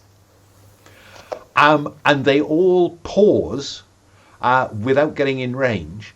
but there is still one behind you standing over Kenneth. Kenneth, he's about to thrust his spear into you. What do you do? I'm going to go incorporeal so that the spear slams into the ground. And he runs in terror. And that, combined with Uhtred's cry, is enough to just have these raiders run for it, because this is crazy shit, as Saxon raiders are known to say. And the woman and the child look at you, Kenneth, and I think the move says something like, choose to reveal it and ignore all harm. So the outcome of this now is that anyone these people talk to will see something of you, because you now have to... No, actually, it's worse than that. Because you now have to pull your corporeal body back together, it will not be as complete. So you will now suffer the disadvantages of a failure at seeming human. Right. Yeah. And I'll ask you how that manifests in a bit. Uhtred, the others are 20, 30 paces behind you, preparing for an assault. Morwenna, what do you do when you hear more footfalls coming through the woods behind you? I think I am halfway through at this point, preparing toward the circle of stones. So I think I continue with that, but with renewed urgency. Okay. And it's gone. So this is use power, and that's a soul move, and it says when you use power, when any soul move, roll plus soul minus the debt you currently owe to the source of your power. Yeah? So the debt I currently owe 1 debt to the source of my power. So you'll roll 2d6 plus your soul minus 1. So that's 2d6 plus 1. Reroll, and that is a 7. And before we do anything else, and then either mark a blood sacrifice, mark one of your wound boxes, or add 1 to the debt. I think I'm going to add 1 to the debt. I think I am beseeching Bridget for aid. And this is the first time we've seen you actually invoke Bridget. What do we see on the screen? So, I'm wearing a hooded cloak, and my hood is blown back by an unnatural wind, and you see my normally shadowed eyes clear like clouds kind of driven before a wind, and they clear to an unnaturally pale blue.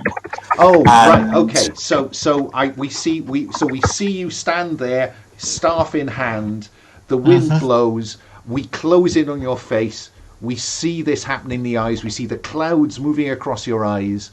There's that clear, and then the camera will flip round to show your point of view. And what do we see?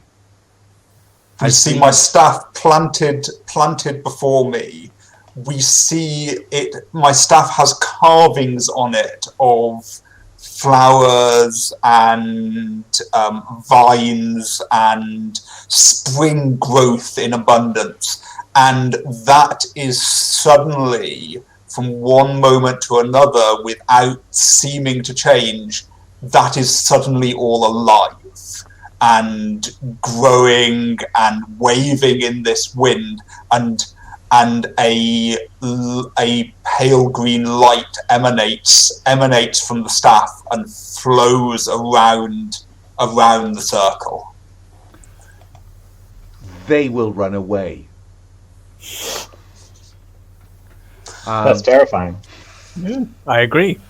Valpurga, have you seen Morwenna unleash Bridget before? I'm gonna go with no. I think we maybe wouldn't have gotten on so well if I had. So what's because I have to say the people that you've rescued are now on their knees clasping your robe saying, "Protect us from the witch." Casting a slightly askance look over at Morwenna, I put one hand on the heads of the two closest people and look up to the sky. And I say, "Put on the full armor of God so that you may make your stand against the devil, for our struggle is not against flesh and blood, but against the rulers, against the authorities, against the powers of the world's darkness, and against the spiritual forces of evil in the heavenly realms." And basically I tell them to look within for courage. And we know that your quiet voice is able to have enormous effects on people, and so they do come and they stand, they pluck their courage up and they stand behind you facing Morwenna, because I think they are now frightened of Morwenna, because on a 7 to 9 the GM says what goes wrong, and what goes wrong is that you create the impression with these people, Morwenna, that you are unnatural. Morwenna, are these people quite safe from this? I speak and my voice is strangely distorted at this time, and I speak and say, these people are not only safe, they are protected. Bridget protects the innocent. I get the little seed of an idea that maybe Bridget could be a sort of Christian saint associated with cows or something, but I'm not going to say that out loud. Just a little project for the future. So, yeah. So, after that explosion of activity, these people are nervous of Morwenna, whatever you say, Valpurga. Uhtred, you've displayed your mettle. Kenneth, you're drawing your corporeal nature back. Only the woman saw it, but she will talk to the others, and it's clear they want to continue making their way on. That they were travelling to a market a little way away, and all they want to do is to go back over the brow of the hill, claim the donkey that they abandoned, and go on their way. Does anybody want to stop them? Because they frankly are quite surprised Morwenna is prepared to let them go, because not only is she a witch, she has an incorporeal familiar. I mean, they're not wrong in some sense. We should ask if they know of the witch that's here. Yeah, I would walk with them a little way and ask, what is the cause of this trouble? Is this are these raiders just here for plunder? I think that they are grateful to have you escort them, a quarter of a mile away from this supernatural threat. And the woman who seems to be kind of in the lead, Sanya, she says, we are from Rapunum, and we are taking goods to market, but it's a very poor, very poor pack of goods we have. For we've taken to leaving goods around the village in the hope that the witch will not have sendings against us. And the witch, does she dwell in the village? We have heard tales of her. We're here to root her out. Oh, thank God that you have come then. She doesn't. No, she does not live in the. Indeed, lots of. She doesn't live in the. But she lives in the wood. We thought she was just a wise woman, but since she came, all manner of things have gone amiss. Well, good woman, if you're on your way to PbtA, I suggest you continue. It is a place of safety, and the king will greet you as he should any subject, and leave us to our work.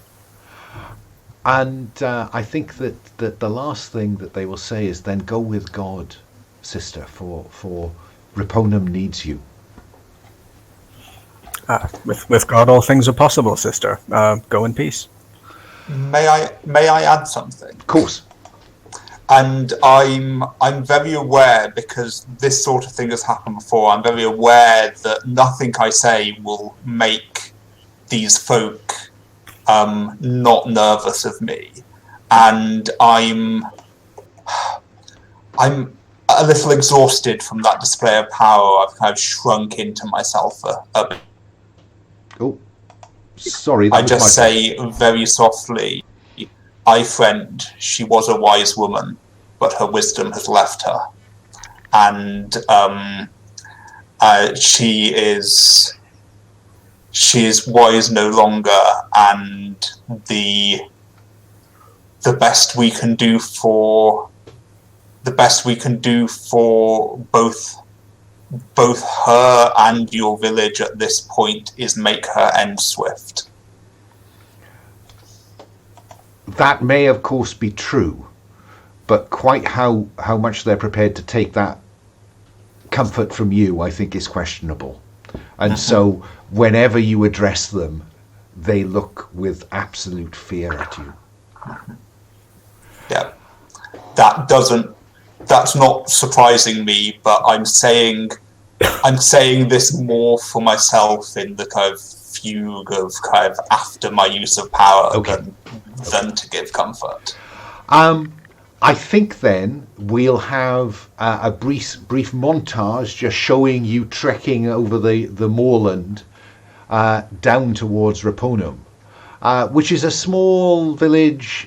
There's a not very complete wooden stockade, lots of round huts, one of which has a cross outside it.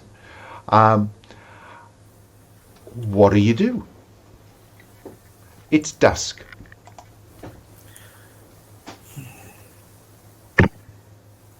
It seems ill-omened to begin a hunt at dusk. Perhaps we should discover what we can from this place and guard ourselves throughout the night. Do we see people starting to leave? She said that they were leaving foodstuffs and whatnot out as tribute. Brain part. Tribute. That's close enough. Do we see folks doing that? I think you probably do. I think that people are taking the cup that their mother gave them and just putting it out on the edge of the village, and maybe the headman is staking out a new lamb, because it's spring, isn't it? We decided. Staking out a new lamb. Do I see any children doing this? Oh, I think certainly the children will be helping, but they won't be straying far from their parents, I think. Right. Unless you want to, adopt an orphan who is straying away. Yeah, I just wanted to maybe get one who was a little further away and ask them, a question or two. I in that little fracas earlier, I forgot all about Father Colivus, who will have simply followed Valpurga because he sees her as a senior cleric. And so I think the fact that you have arrived at the edge of the village with Father Colivus will mean that you can have that conversation with one of the children. So go ahead. All right, and I'm not fully me, right? So what it says is, when you fail, your nature will become clear to at least one mortal during the session. Beware pitchforks and torches if they spread word and are believed. So getting leverage now in terms of convince someone is going to be a challenge. But I am curious, how does that not quite seeming human manifest? What is it now that people notice about you?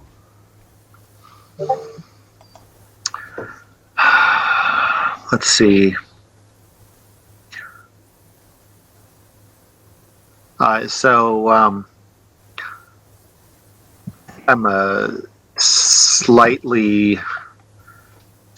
very slightly translucent, but they can't hear me more than a whisper. No matter how close I stand, and in fact, if I'm far away, they hear the whisper as if I'm just as close. Oh, cool. Right. Shall we stick with the whisper? Because if you are at all incorporeal, it's going to be a little bit tricky to not have you noticed by everybody. Yeah. Or is that what you're looking for? No, that's perfectly fine. It's easier to roleplay that on video than to be translucent on video. So you lean in close and whisper to her. All right, and you guys let me know if you really can't hear, but is this for the witch? And she looks up and says, "Yes, mistress." Where does she live? Yes, Have you seen her? Sorry, say again. Where does she live? Have you seen her? In the dark forest. Thank you. Be safe. God be with you. And with you, mistress.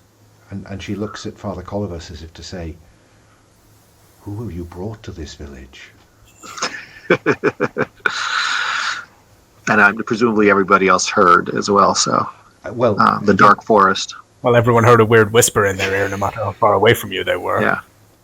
Well, I mean, yeah, and we weren't fully dispersed throughout the village center here. I think Valpurga suggested, didn't she, that you should accept Father Colivus's hospitality? Yes, absolutely. Then let's do that, and have you sit in the partitioned back of the hut that serves as both his home and his church, where he will serve you a frugal meal of bread and rather stale cheese. Do you want anything with that scene, or not? I don't necessarily want a full scene, but a little kind of flavour, perhaps. I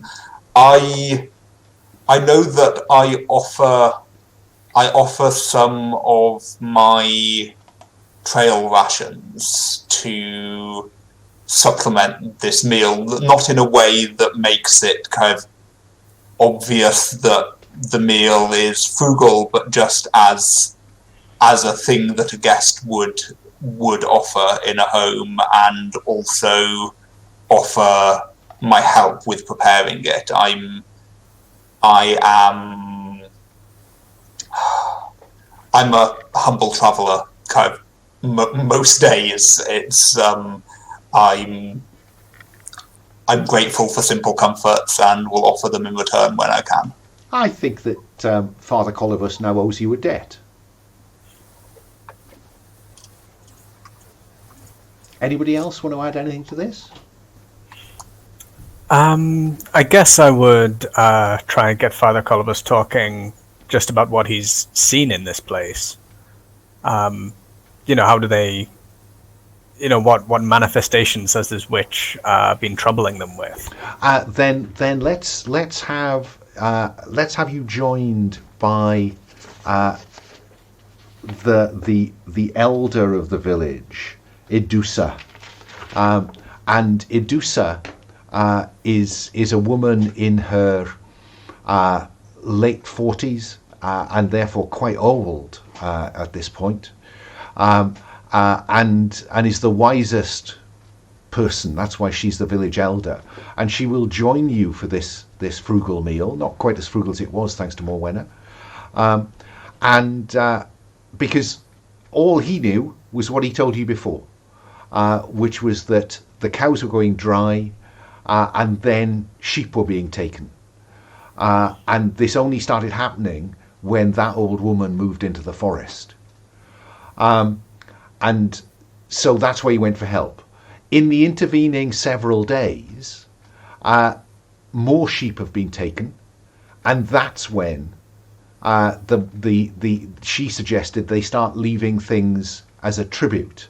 And you can see Father Colivus is kind of saying, because that sounds a bit like that's pagan behavior. That's not full armor of righteousness at all. No, that's paying off the Fae, leaving bread and milk in saucers at your door. And he says, Adusa, why would you do such a thing? He says, well, we were desperate, Father. We've lost some of the best sheep and some of the new lambs. I'm sorry if I sinned, but I felt I had to do something to help the people, and it does appear that she has taken those things rather than taking more sheep, more animals. It is a snare of the devil. He hopes to make these good people lose their faith. It is up to us to return it. You say truth there, Sister Valpurga. Uhtred, this, while it is his hut, and he normally conducts services outside, it is technically a Christian church. How do you feel about being in a Christian church? Are you cool with that, or is there something rooted in your Saxon belief that makes you less happy? I imagine Uhtred is used enough to being around Christians at this point that he does not have, there's no outward evidence of his discomfort, but he is uncomfortable in a Christian church. Okay. You're another charity case I've got to work on. Understood. That's right. Kenneth, again, I kind of assume that you are slightly in the background, but do you make any contribution to this conversation? I think this is where my risk comes in. I'm just going to be a listener and hope that, people don't notice or ask me any direct questions. Okay, no, that's fine. That's fine. I think if there is a direct question, given the circumstances, it will probably be addressed by Adusa to Valpurga. And it will be, what will you do, sister? We will last the night, we will lay our plans, and in the morning we will take the light of the Lord into the dark of the forest. Shall we cut to dawn then? Yeah, hang on, I've got a quote for this. The night is nearly over, the day is drawn near, so let us lay aside the deeds of darkness and put on the armor of light. You have to tell me where you're getting these from, unless you have a very good knowledge of the Bible. I mean, I have a couple of favorites, but yeah, I've just had a few laid by. Well, at this point, the Bible would not be in any language these people can understand. That is true. That is true. So basically, it sounds like I'm just saying spells. And so it is dawn. And Adusa and Father Colivus will point up the valley to the forest. And I think from the Raponum is on a low hill in a loop of a river. And you can see the river coming down this valley, and it comes out of the forest. What's the plan? I guess I would defer to our hunter on that, given that we have an outdoorsman with us. Uhtred? Sorry, could you repeat the how things are laid out? So there's a low hill where the valley broadens, and that's on that low hill is the village, and they point up the valley where the river flows, where it flows out of this forest. Yeah. Okay.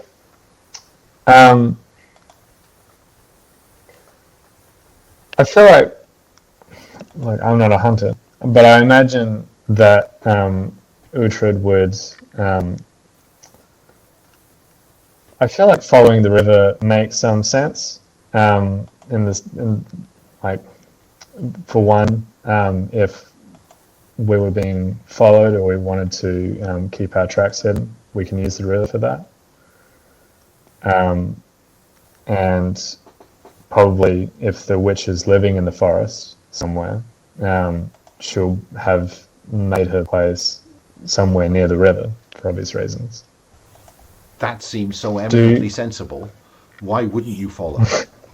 Yeah. Why wouldn't you? So do the folks know that this witch has moved into the woods, but have they actually seen her? Yes. She came to the village to trade herbs for food. And so that's when they know she arrived, and they thought she was just some, wandering old woman. But then stuff started to happen. And have they seen her since the trouble started happening? No, nobody goes into the forest. My 21st century brain is telling me that we might be about to commit a hate crime here, but go off, I guess. No, I'm sure it's perfectly normal.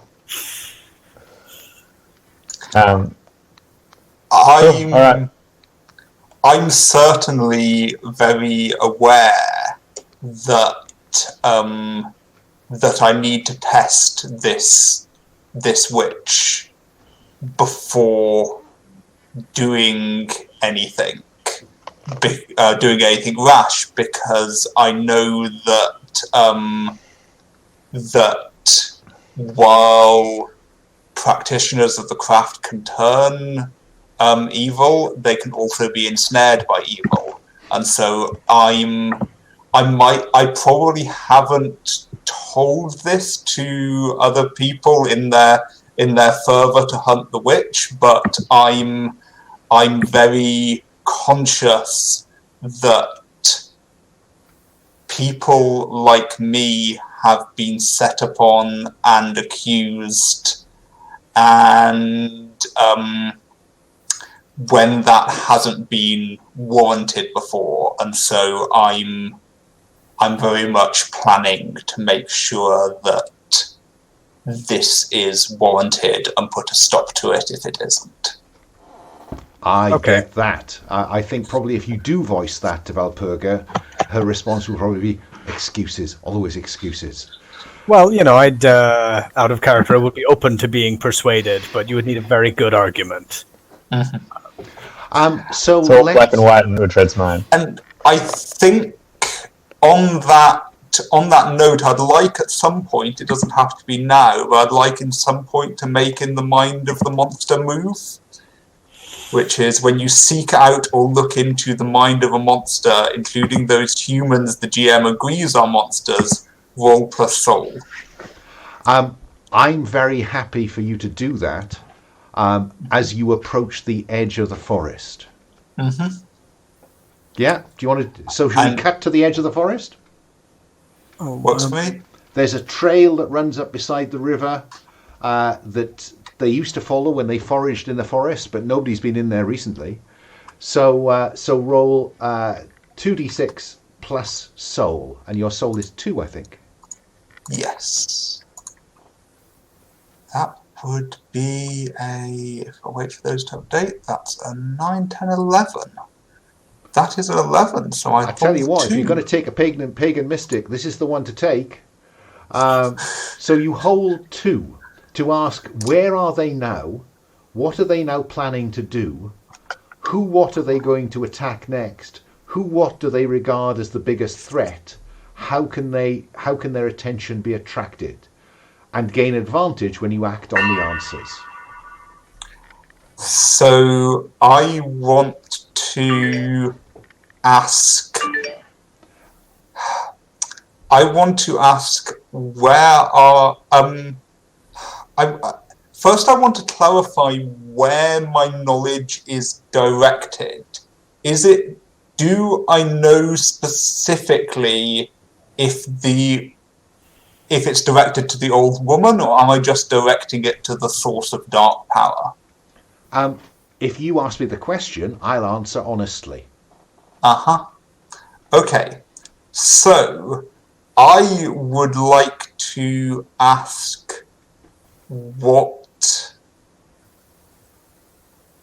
I would like to ask what the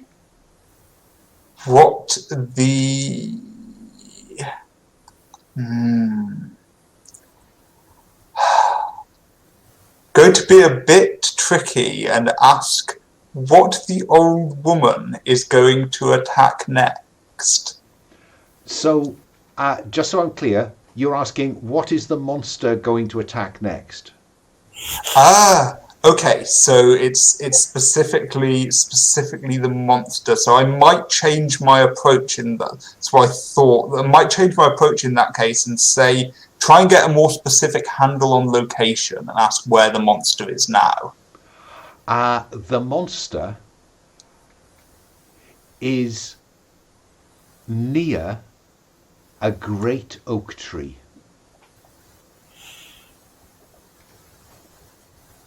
Bridget is whispering in your ear. You get a picture. You see an acorn on the ground. And as you look at it, it begins to sprout, cueing you into the fact that you are looking for a great oak tree. Mm-hmm. And I think that I share this with the rest of my companions. And you have a second question. And I have a second question. I ask, what is the monster now planning to do? Play with you.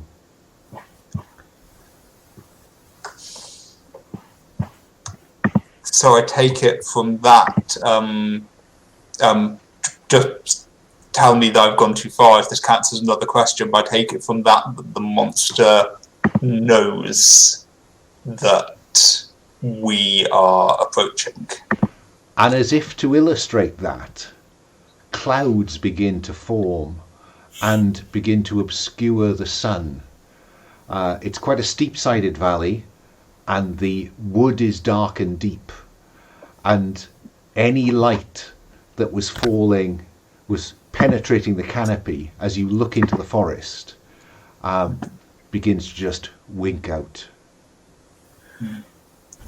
I say darkly to the others, I don't think we have the element of surprise here. Well, Morwenna mostly seems to know what she's talking about this sort of thing, so I'm going to take that one to heart. Would it be safe to say we had any, I don't know, flaming torches available? I'm very happy for you to have carried a torch with you. Light him if you got him. Yeah. I'm going to offer you a break now, if you would like one. Yeah? Yeah, I can Yeah, sounds good to me. So, shall we say back at 10 past the hour? Absolutely. See you then. Yeah.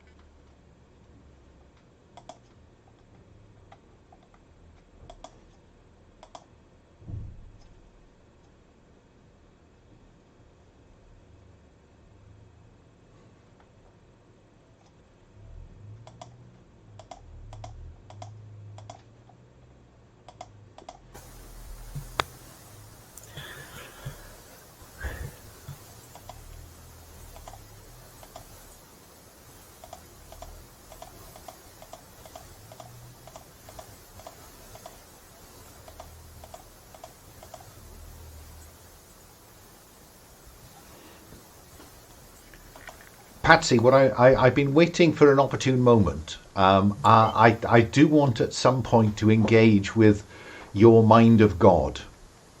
Oh yes, I that left is- off at the beginning because I didn't quite know where the plot was going. So I would quite like when Scott's back in the room to just have the mind of God reveal itself to you a little. Is that okay? Okay, so I just make the roll when we're together. All right. I heard that. I'm here. Okay. Okay. I'm in my kitchen. That's okay. So let's have Valpurga engage with that. Roll 2d6 plus soul. Alrighty.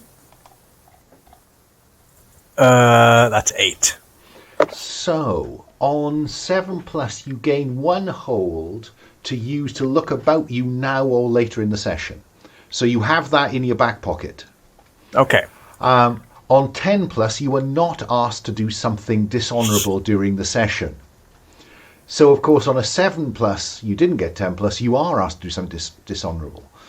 And on the wind, just before you step in, I think probably everybody else has ventured up the trail, they've stepped across the threshold into the forest. And the wind just blows across, and you hear a whisper. And the voice of God whispers in your ear. Beware, but kill the witch. I know what I have to do. I'm fired with purpose. But you have 1 hold to look about you now or later in the session. Do you want to do it now or later? I will save it for later. That's when I can observe the environment and either ask you for details or add a detail, right? Yep. Okay. Okay. So you enter the forest, and it is as if you have stepped into dusk. It didn't look this overgrown, Uhtred, when you were looking for the path. But now you're in here. The path seems remarkably difficult to follow. Gosh. I think that they probably are relying on you to find the way. As we pass the threshold, Uhtred will sort of turn over his shoulder to the others and he'll say, friends, find in you a fierce resolve. If there is weakness in you, the witch will find it and exploit it. Find strength in one another. Would you like me to make some kind of roll to make sense of the trail? I think that would be quite interesting. I think I'm talking about. Actually, no. Let's have a special move. Let's have a move that relates to this location.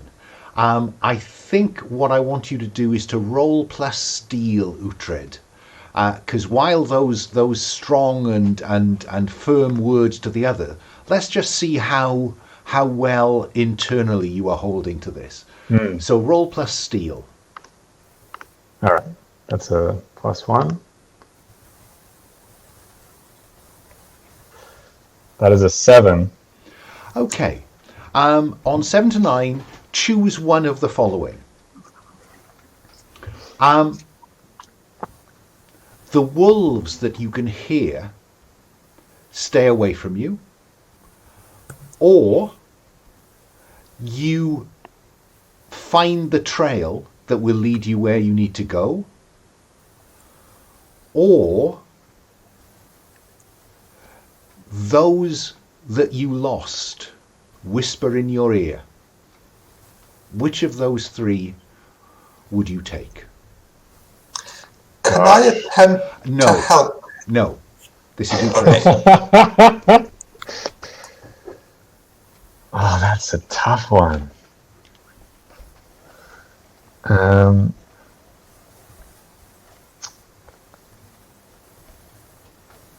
I think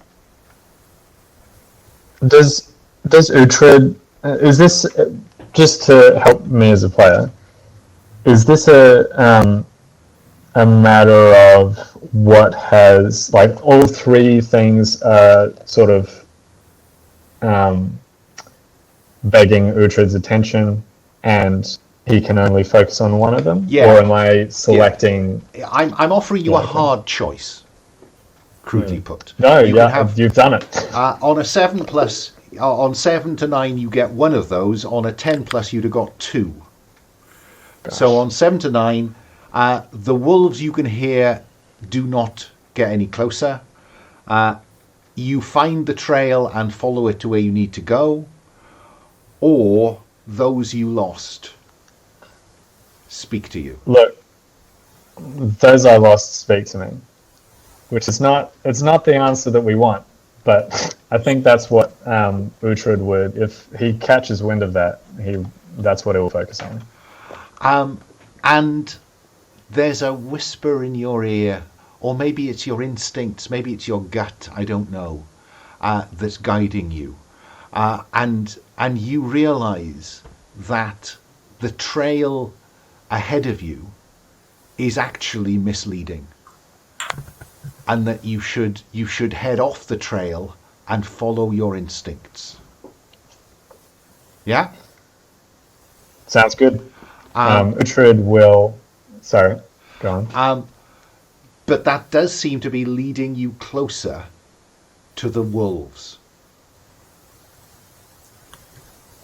Well, can't make an omelette without breaking a few eggs.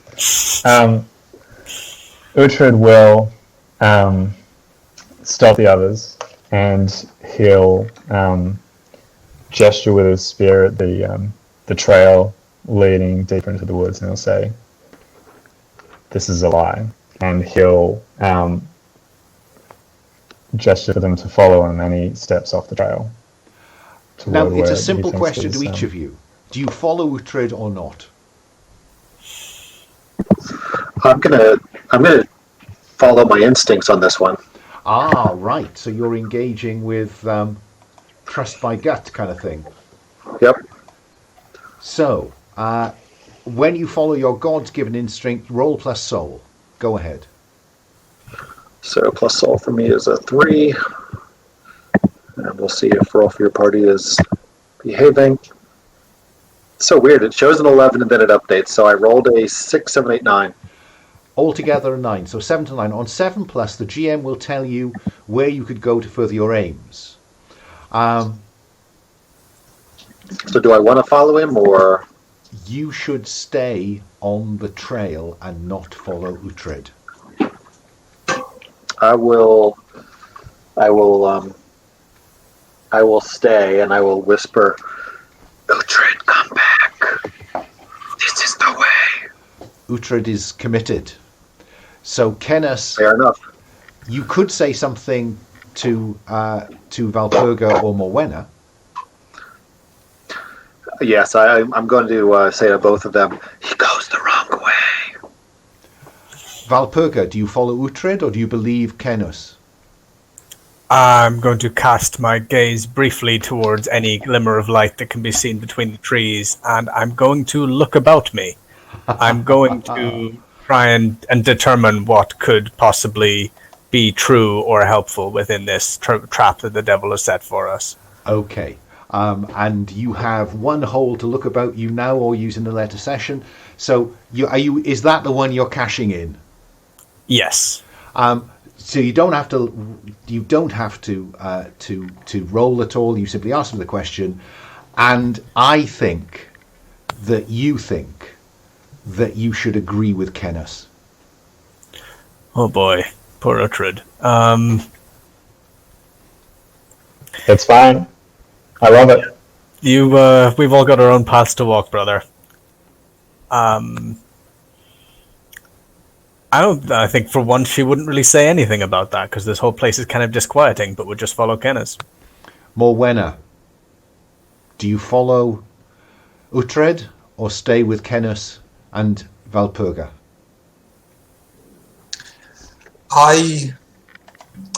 I'm very conflicted about this because Good. It's worked then.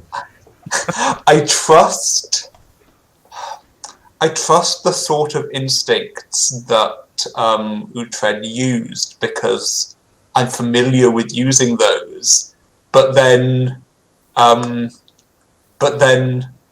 Kenos is also using similar instincts. So I know that, and I know that the goal of the monster is to play with us, but I don't know what the play is.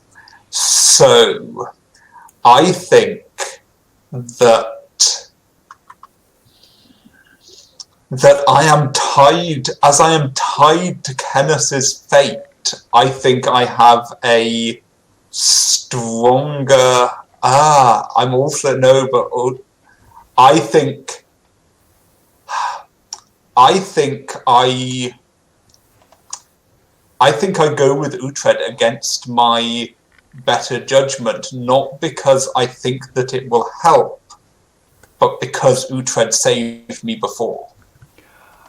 I think that will count as cashing in that debt in this difficult circumstance. So reduce the debt you owe Uhtred to 0 and follow Uhtred.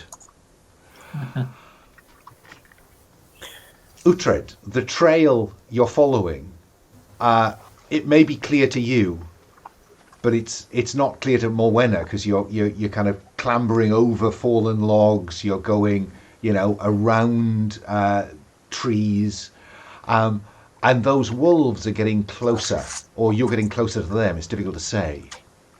And then through the dark of the forest, you can see some. I'm going to assume both pairs have a torch. That would seem fair. I hope so. Makes sense. And so I think, Uhtred, you're kind of finding your way through this dark forest, and you can see some pairs of red eyes just ranged ahead of you. Let's cut back to Valpurga and Kenos. You're following the much easier trail, and it's making real progress. It's diverged from where the river was. You can hear the river, but you can no longer see it.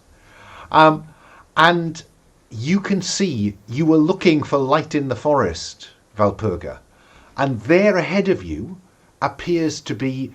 Is it a torch? Is it flickering firelight? You're not certain. What do you do?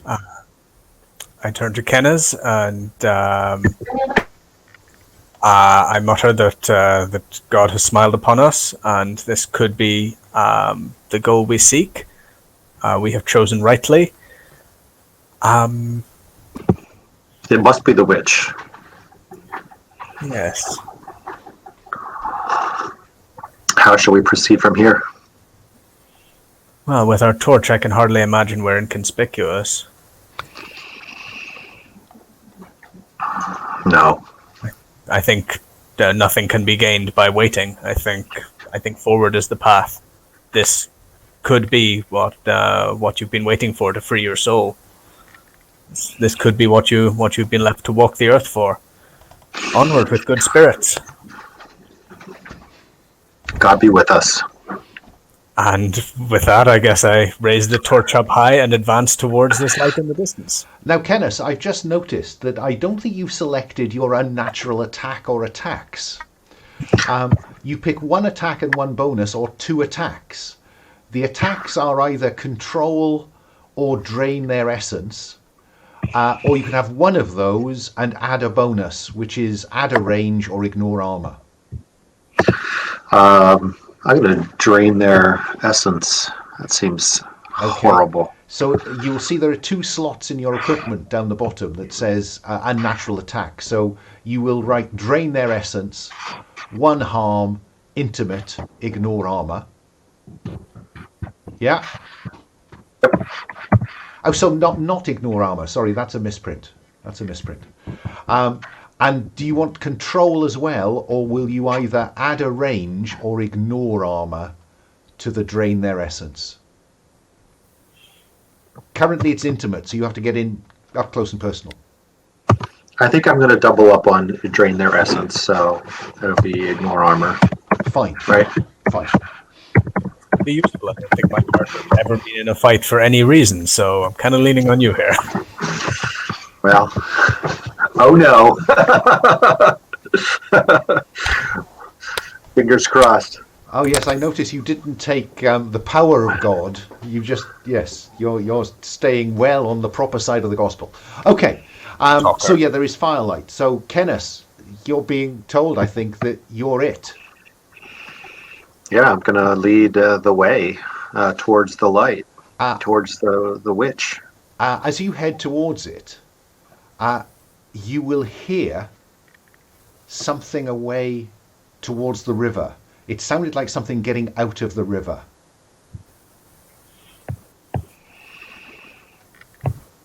What do you do? Something small? Something... Didn't sound like a... You can't see the river. It's probably 50, 60 yards away. To hear a kind of swoosh, yeah, it must have been quite substantial. We should be cautious of that, but we mustn't stray from our goal. Valpurga, how do you feel about that? Yes, it could be this witch has many ways to distract us. Forward to the path. I've still got the torch, right? Yeah. That's real comforting to me right now. So I'll be behind with the torch. And after that, as you begin to get closer to this light, you can hear coming through the forest now behind you as you've moved on, this kind of wet sucking.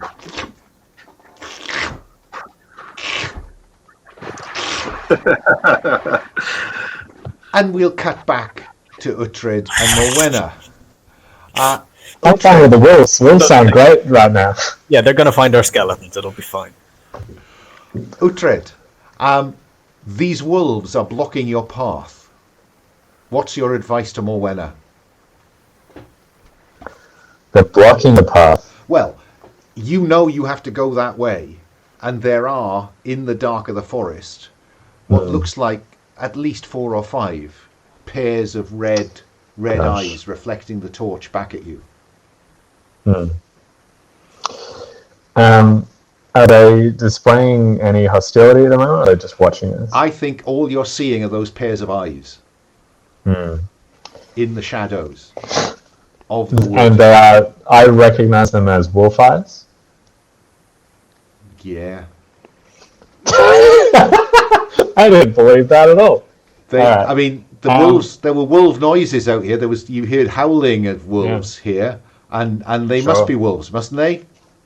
Must be wolves. Morwenna, what do you make of this? I think that I look into the other world to see what I make of this. Okay, so you look about you, but you roll with advantage, which means you roll all 3 dice and you take the top 2 for look about you. Okay, rolling now. That is... Well, the advantage didn't do anything because it's 2 5s and a 6, but that would be an 11. What do you roll with look about your sense? That would be 12. On 12 plus, you gain advantage the next time you act on the answers. So you can ask me 2 questions about the location, situation, someone or something, what might have happened, might happen, or you can choose to add a detail or ask me to do so. Okay, so I ask, what do those eyes belong to? When you look into the spirit realm, into the other world, you would see these wolf spirits. That is not what you see. You see the spirits of the old gods. You see minor spirits of the old gods. These are fae, might be a word associated with them. Yeah? You've got a second question.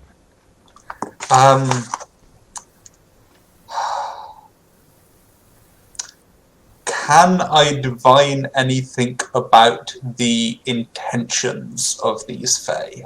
What might happen? They are Yes. malignant.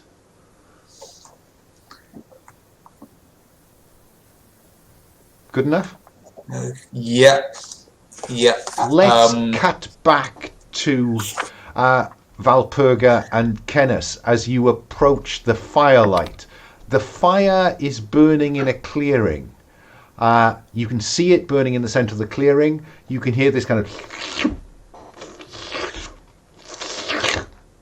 coming closer behind you. What do you do? I suppose turn around in a hurry and look behind me won't immediately bear fruit. Well, you could look about you. You know what? I'm absolutely going to look about me. Hang on. Roll plus sense. Plus sense. Okay.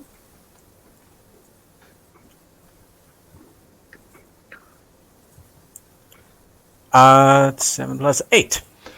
On an 8, you can ask me one question. Go ahead. Or describe a detail. No, I have one question, and that's what could possibly be making that noise? As you look behind you, you can see a dark, slumping, vaguely humanoid shape. And it seems almost to flow rather than move.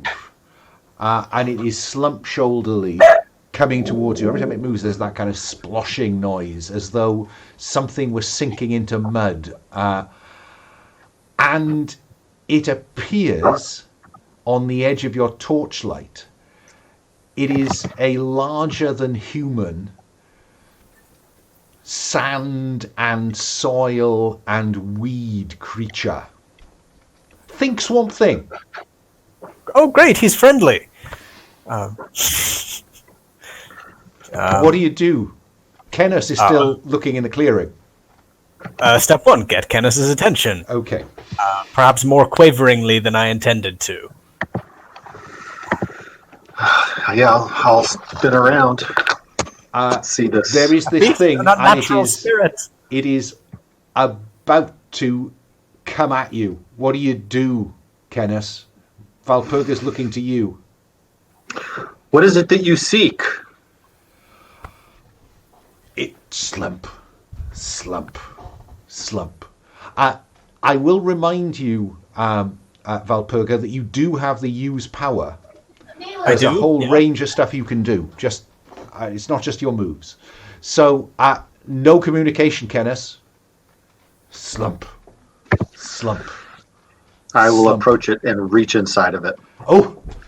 To pull some of its life away. Okay, so let's have you fight with it, because I think one of these great kind of weed-encrusted, muddy arms rises and sweeps down at you. You have to get in close and you will have to face danger to get close. All right, and face danger. Roll plus steel. Steel. And I need to scroll back up. 0. Okay. Well, it's better than my savage. 7. Okay, so on a 7 plus, you exchange harm. 2 harm is what it does to you. So you mark wearied and one of the wounded boxes. I don't think you have any armor or anything like that, do you? No supernatural protection. Nope, just my cross. And it's as if something supernatural has kind of it probably passes through you, leaving you harmed. Valpurga, what do you do? Okay, so he has been... Yeah, they're fighting, so that's bad. I mean, I could, perform a little miracle to heal you up, but that's a later thing. And also, since you're an unclean spirit, it might also destroy you. Experiment for the future. Yeah. Yet to be tested. All right, I'm going to invoke Blessed by the Gods. Now is my time of testing.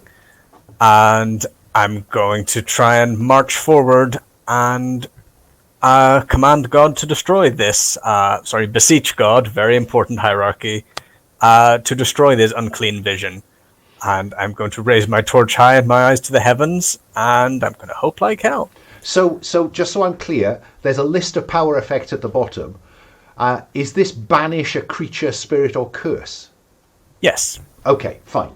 Then you will roll soul minus your debt, current debt to God. Which is 1 at the moment, so... Debt to God, 1. Come on. Oh, that's 10. Okay. And then you either make a blood sacrifice, doesn't sound very Christian, or add to your debt. I mean, can any of us really ever repay our debt to the Lord? I will increase my debt then. Okay. And sorry, remind me the number was? 10. 10. Total. So on a 10 plus, I will not tell you what goes wrong. It has a full effect. And I think, how do we see the hand of God, the power of God working on screen? I raise my torch because that's what I've got, and as I move wardingly towards this thing, the impossible happens, and this wet creature from out of the water seems to take fire in defiance of all logic and is driven back by fire that is unquenchable. Let's cut back to Morwenna and Uhtred.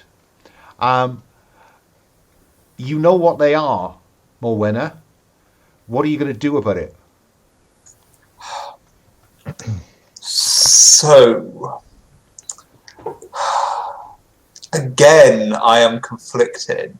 I'm thinking Don't be too of either conflicted. doing... You've got 25 minutes to play. Okay, I will make a quick decision in that case, and I will also use my power to attempt to banish the creatures. Okay. But it looks very different. I bet it does. When a pagan does it, when a Christian does it, because this is a place where I am far from Bridget's light. I have to rely on my own resources. So I take my knife and I ritually slice open my palm and place it onto my staff, and the blood flows into the wood. And whereas before we saw flowers and spring growth, now we see thorns and briars and tangles, and maybe they even cut into my hand a little as I hold the staff, and I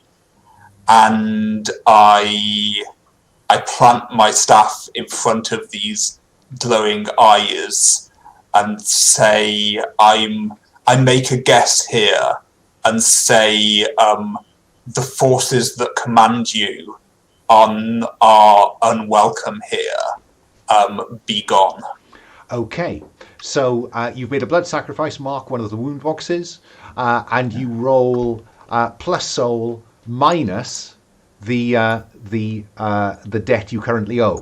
But I think you did so well with that look about you, didn't you? That actually you get advantage. I believe I do. Yeah. So roll with advantage. Let's have a look. Uhtred looks horrified at this whole situation. This is a 10 minus 2. But I roll plus soul though, minus, so that becomes a 10 overall. Okay, so it has an effect, and I don't say what goes wrong, and those fey spirits are cast out of the wolves that now attack you, Uhtred.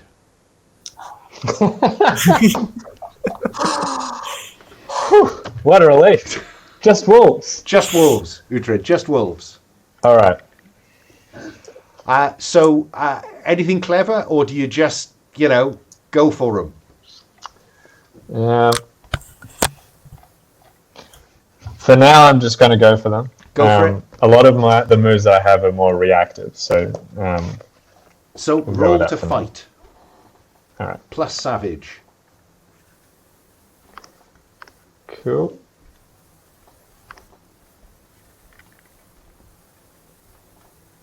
I believe that's a 9. So on 7 plus, exchange harm. So I think you will impale one of them on your spear. But Okay. one of the other ones comes in and nips at your ankles for 2 points of harm. Do you have any armor? I do. I have 1 armor. So only 1 point of harm gets through. So you start with the wearied box and work down and to the right from there. All right. Yeah? Morwenna, what are you going to do with the 2 that are coming at you? I think I'm going to say that I can't use power again so soon. So I think that I am reduced to simply fighting at this point. So my staff now returned to its wooden state, becomes just a staff, and I roll plus, or in this case, Savage. minus savage. Okay, let's roll that. And that is a 2. Oh my.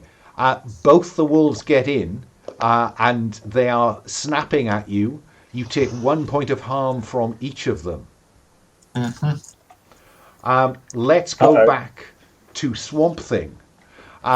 This thing is burning with this uncanny light, Kenneth. You, of course, are unharmed by fire, because what have you got to lose? So it is still struggling. It is banished in as much as it is held back, but I'm not sure it's been entirely destroyed. What do you do?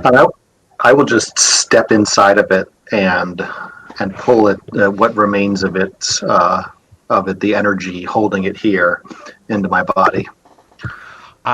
Would you like to roll to fight, please? Yeah, can I take the opportunity to aid that roll? You could, using help. Yes, indeed. Or are you cashing in, you can get an automatic improvement if you've got the right kind of debt. Do you owe him a debt? Does he hold one on you? Yeah, in that I have a duty to, restore to the right place and beyond. But fine. So whatever this roll is, if you cash in that debt, the roll will improve by 1 step. By 1 full step? 1 full step. Okay. Yeah. I am going to submit a prayer on behalf of my friend here in a language he can understand, which will hopefully be encouraging. Go for it, Kenneth. Roll to fight. Roll plus savage. Well, I got a 6, so it goes up a step to 7 to 9. So 7 to 9, exchange harm or choose a relevant effect from the list. Force your foe to where you want them. Gain advantage can be passed to another PC. Draw all danger to you. Spot a weak point and inflict 1 extra harm. I will do that one. Okay. So normally you would do 1 harm. You do 2 harm. I'm slightly twisting the move in use. You do 2 harm, and I think we will see the essence of this thing crushed. How do you want to show that on screen?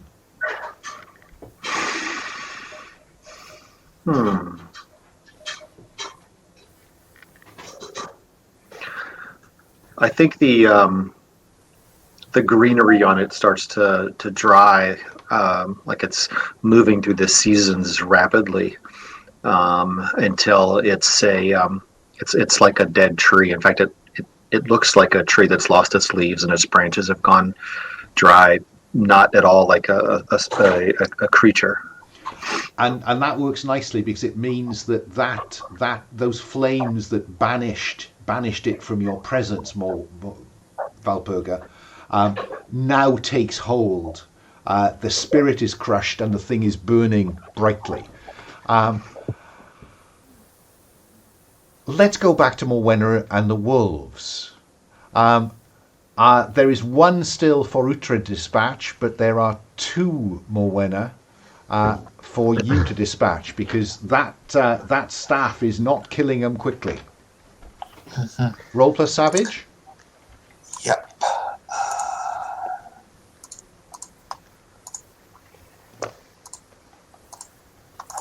If I can get all for your party to work, there we go. That is much better. That is an 8. 8 altogether. So you exchange harm. You do another point of harm on one of them, clubbing it to death. But each of them does a point of harm on you. I am dying. Gosh. So things are getting a bit hairy for friend Morwenna. Yeah. I think that seeing her perhaps fall to her knees, the remaining wolf... sorry, that's 1 point of harm, not 2. I beg your pardon, because you clubbed one to death. The remaining one that was on Morwenna will turn back to you, Uhtred, giving you still 2 to dispatch. What do you do? That's fine. Just Roll for wolves. savage. Alright, so I have a move called Is That Your Best, which means that once I mark condition in a fight, I gain an advantage until it's over. Does that apply to this? That does. You do indeed, redoubled by the adrenaline. You are rolling 3 dice plus savage. Take the top 2. Oh, good thing I had advantage. That is the dice say 6, so that is an 8. So with my savage. Exchange harm. So you will kill one of them with your spear, but you will take 2 points of harm, one of which your armor will absorb. Cool. Let us cut back to the clearing. Materializing beyond the fire, the little campfire, is an old woman. What do you do, Valpurga? I point my torch at her and bellow in the words of St. Paul, do not be overcome with evil, but overcome evil with good. And buoyed by my victory, our victory, shall we say, I'm going to stride purposefully toward the campfire with my torch held high, ready to indict this vile harridan with the curse of the Lord. Kenneth, follow that. What do you do, Kenneth? I think I actually grab the immaterial Celtic cross that I wear, and I follow head bowed in prayer, pretending to pray as best I can to God to banish this evil. I of course don't speak. I guess it would be Latin, or even understand it. But what Valpurga doesn't know is that God hears anyone who prays. So I'm thinking you're getting ready to help, conceivably. Yeah. Yep. Okay, Valpurga, what do you do when you get close to it? Okay.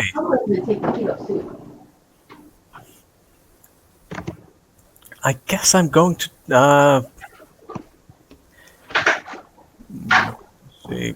Oh, the moral conundrum. Let's cut back to Uhtred and Morwenna. As poor Valpurga wrestles with her conscience.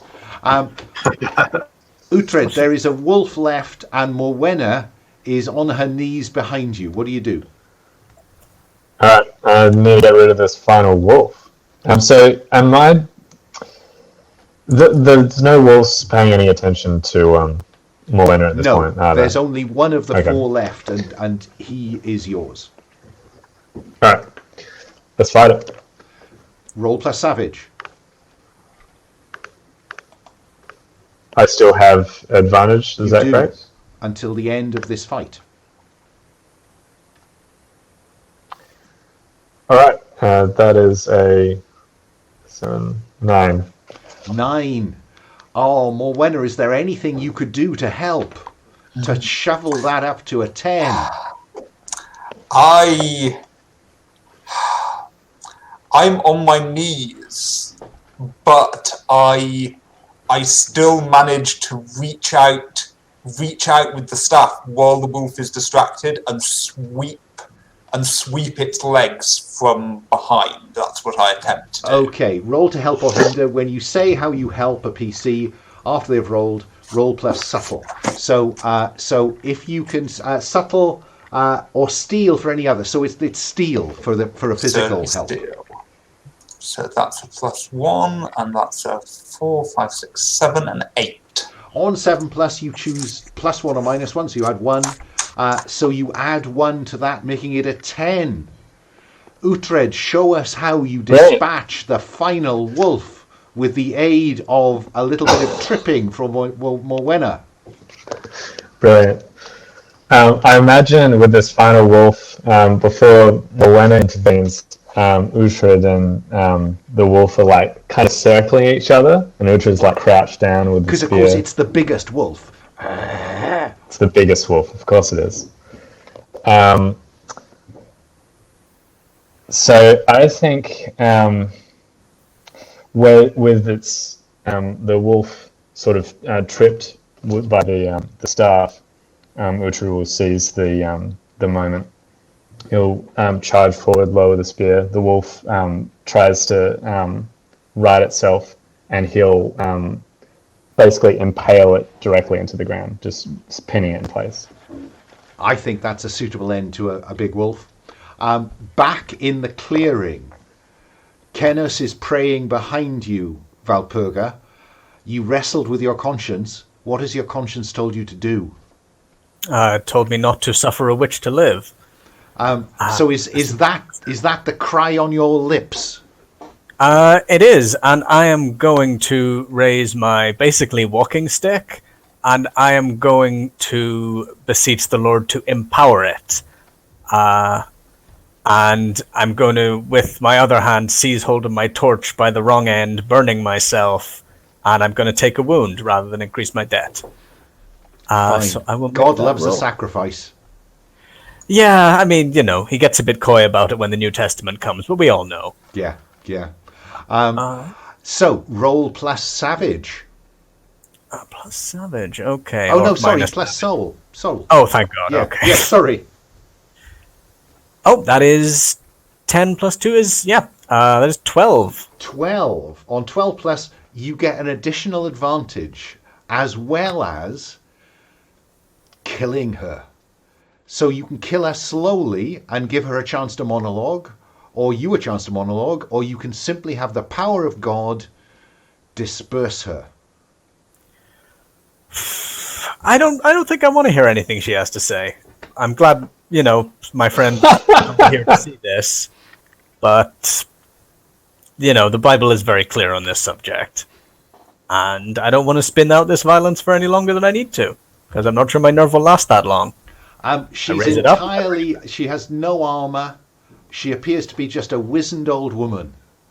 And as you bring the torch down on her, you cudgel her to death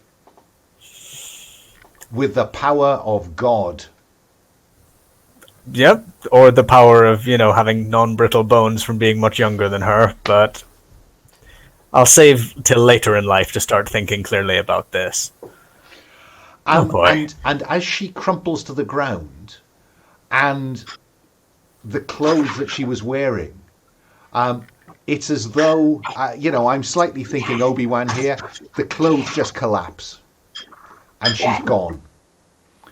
And at that point, it is as though the sun has come out, and both in the part of the forest where Uhtred and Morwenna are, and in this clearing, sun begins to flood through the canopy.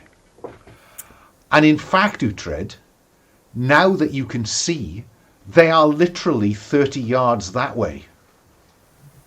Gosh.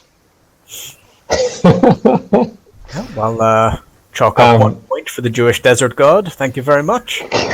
Can we, if we can see them from here, can we see that there has been a scuffle? Or are we just glimpsing them through? Oh no, I think trees? that you can see that Morwenna is thanking God, and Kenneth is clutching his incorporeal cross. Okay.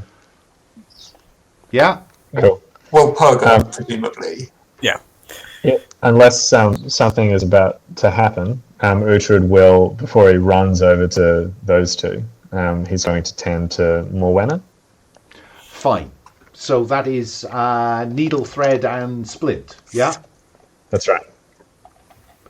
So that I can't. It's roll plus steel. Steel. Okay.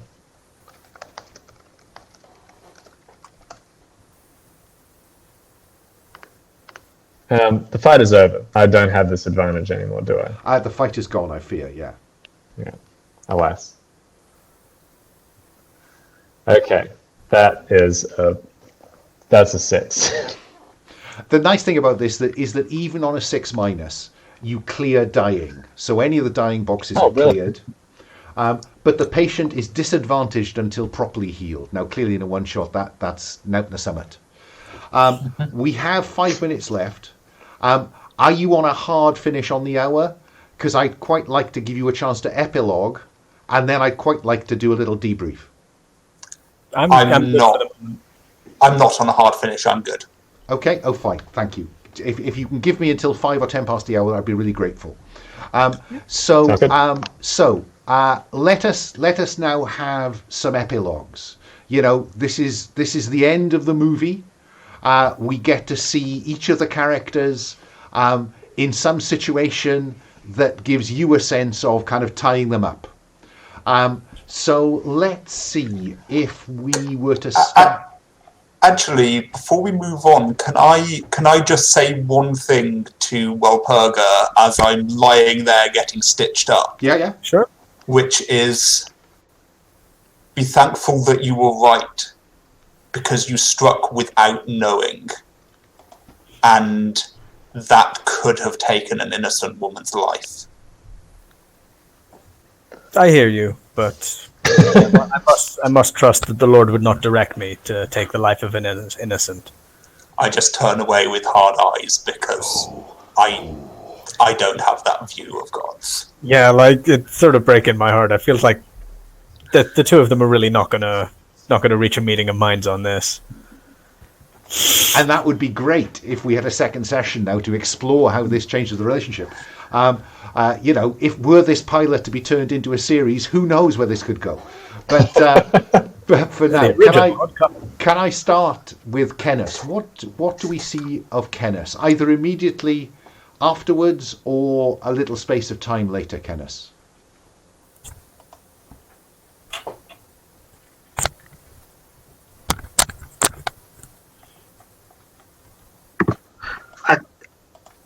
We see a renewal in faith, actually. Having witnessed the power of God like this in action, dedicating myself to, renewing my dedication to God, whether that means, following along with bad with the names, Walpurga, or another, keeping monks company at a monastery. Well, I did make you a promise to, guide your soul to where it needs to be, so we still got business. Perhaps a period of seclusion. Right. Thank you for that. What about Walpurga? What do we see in this montage of after closing titles? I mean, I was sort of hoping that these events would not cause her to get an ego, but that seems almost inevitable at this point. She's been proven completely right in everything that her prideful self hoped for, and I think she's going to decide that this is exactly where she needs to be, and going to make her way back to town and try and leverage this into a position of local power to spread her beneficence throughout the area. Try and build a bit of a legend. And I think if you allow me, then we will see a montage of her in the King's Hall, convincing the King to change some of the doctrinal practices in the face of a really angry bishop. And I think, if there was a nemesis in this game, Valpurga has made a nemesis of the bishop. Yeah, just montage of like workmen with block and tackles, like lifting the sort of pagan altar stones up. She's just sitting there nodding. Yeah. Moving on, Morwenna. Morwenna the Flamekeeper. What do we see of Morwenna after these events? So, if it's okay with Kenneth, the first thing I do is scry, use some of my gifts of foresight to show Kenneth a path that will help bring him peace. And after I've done that, my order is sworn not to take reward for the work that, for this sort of work that they do. They can take reward for helping people, but for banishing monsters, they cannot take reward. So I don't even go back to the king. What I do is I go and find the monster, the formerly old woman's hut in the woods, and I sit in her chair for a while and I weep gently for the loss of a wise woman. It's almost like a better person than me. And I end, what you see at the end of my montage is me walking away on a track through the wilderness, as I've done for many years with my haversack or whatever the Dark Age equivalent of a haversack is, and my staff, and onto the next place that needs me. Because the flame forever needs tending. Uhtred. How do we see Uhtred in closing titles? I think we see anger settling in to Uhtred, because he knows that as soon as he sees like through the trees that and like the sunlight coming through and everything, he knows that he's been misled. Not only that, that the witch used something so precious to him against him. And I think also he probably takes that as a sign that they're truly lost, and that the only thing for it is to hunt out this evil wherever he can find it. So whatever sense that Uhtred might have had before, that perhaps there is some ambiguity in how these magics can be used, I think is he has discarded that. So he's going witch hunting.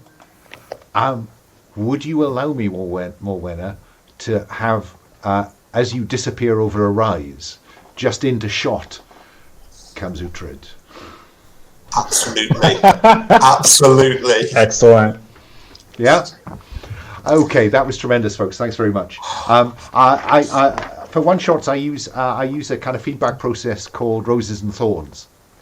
So roses are anything that you want to pick out in terms of something somebody did, something, it could be some sort of system, I don't know, anything at all about anything that went on.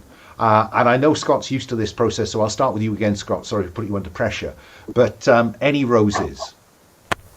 Yeah, actually, I'm going to rose the group. One of the things that I like about this setting is how it makes religion a part of life in a way that like few things in role-playing do outside of Glorantha. Of course, it would be in this era, and so it was really great how everybody embraced that. And I mean, it's unique-ish to this setting, and I'm glad that we get to see it in action. We get to see the power of the Lord from everybody's lords, all of which are real. And then I'm jealous. Yeah. Well, Thorn is for roll for your party. Yeah. For rolling horribly for me when I needed good rolls. But I don't have Thorn, I'm gonna have to go back over the moves while other people are chatting and see. But the spirit played well because this was a new addition to the rule set for me, and it played well. So I don't really have a thorn, Alan. Well, sorry. I'll come back just in case you think of one. Yeah. Moving on then, Patsy. Any roses? Oh, I mean, a lot of roses. I don't know. I had a lot of fun with this. Like I say, like the setting and sort of the setup of the game with this particular Powered by the Apocalypse rule set just works really well. Like it gives the right feel. Again, like sort of Scott said, religion is very interesting and is often like badly served by this kind of thing as something that's important to people. And I think, yeah, like Bodhi, you and I both seemed like we were coming from places of equal interest and value, and yeah, it's sort of rare that you get that set up. Yeah, in general, it just makes me want to play more Powered by the Apocalypse generally, because I think this is the sort of role playing I maybe want more of. Well, job done then. Thank you. I'll come back to you again. I'll come back round for thorns. All right. Bodhi, stars. Roses. Sorry, I get confused. Roses. So this is for both something that you did, Alan, and for the way that the group responded to it, and that is the hard choice you gave us as to which path we take, and the way that you subsequently cut aggressively. Yeah, That was a wonderful ending, and I saw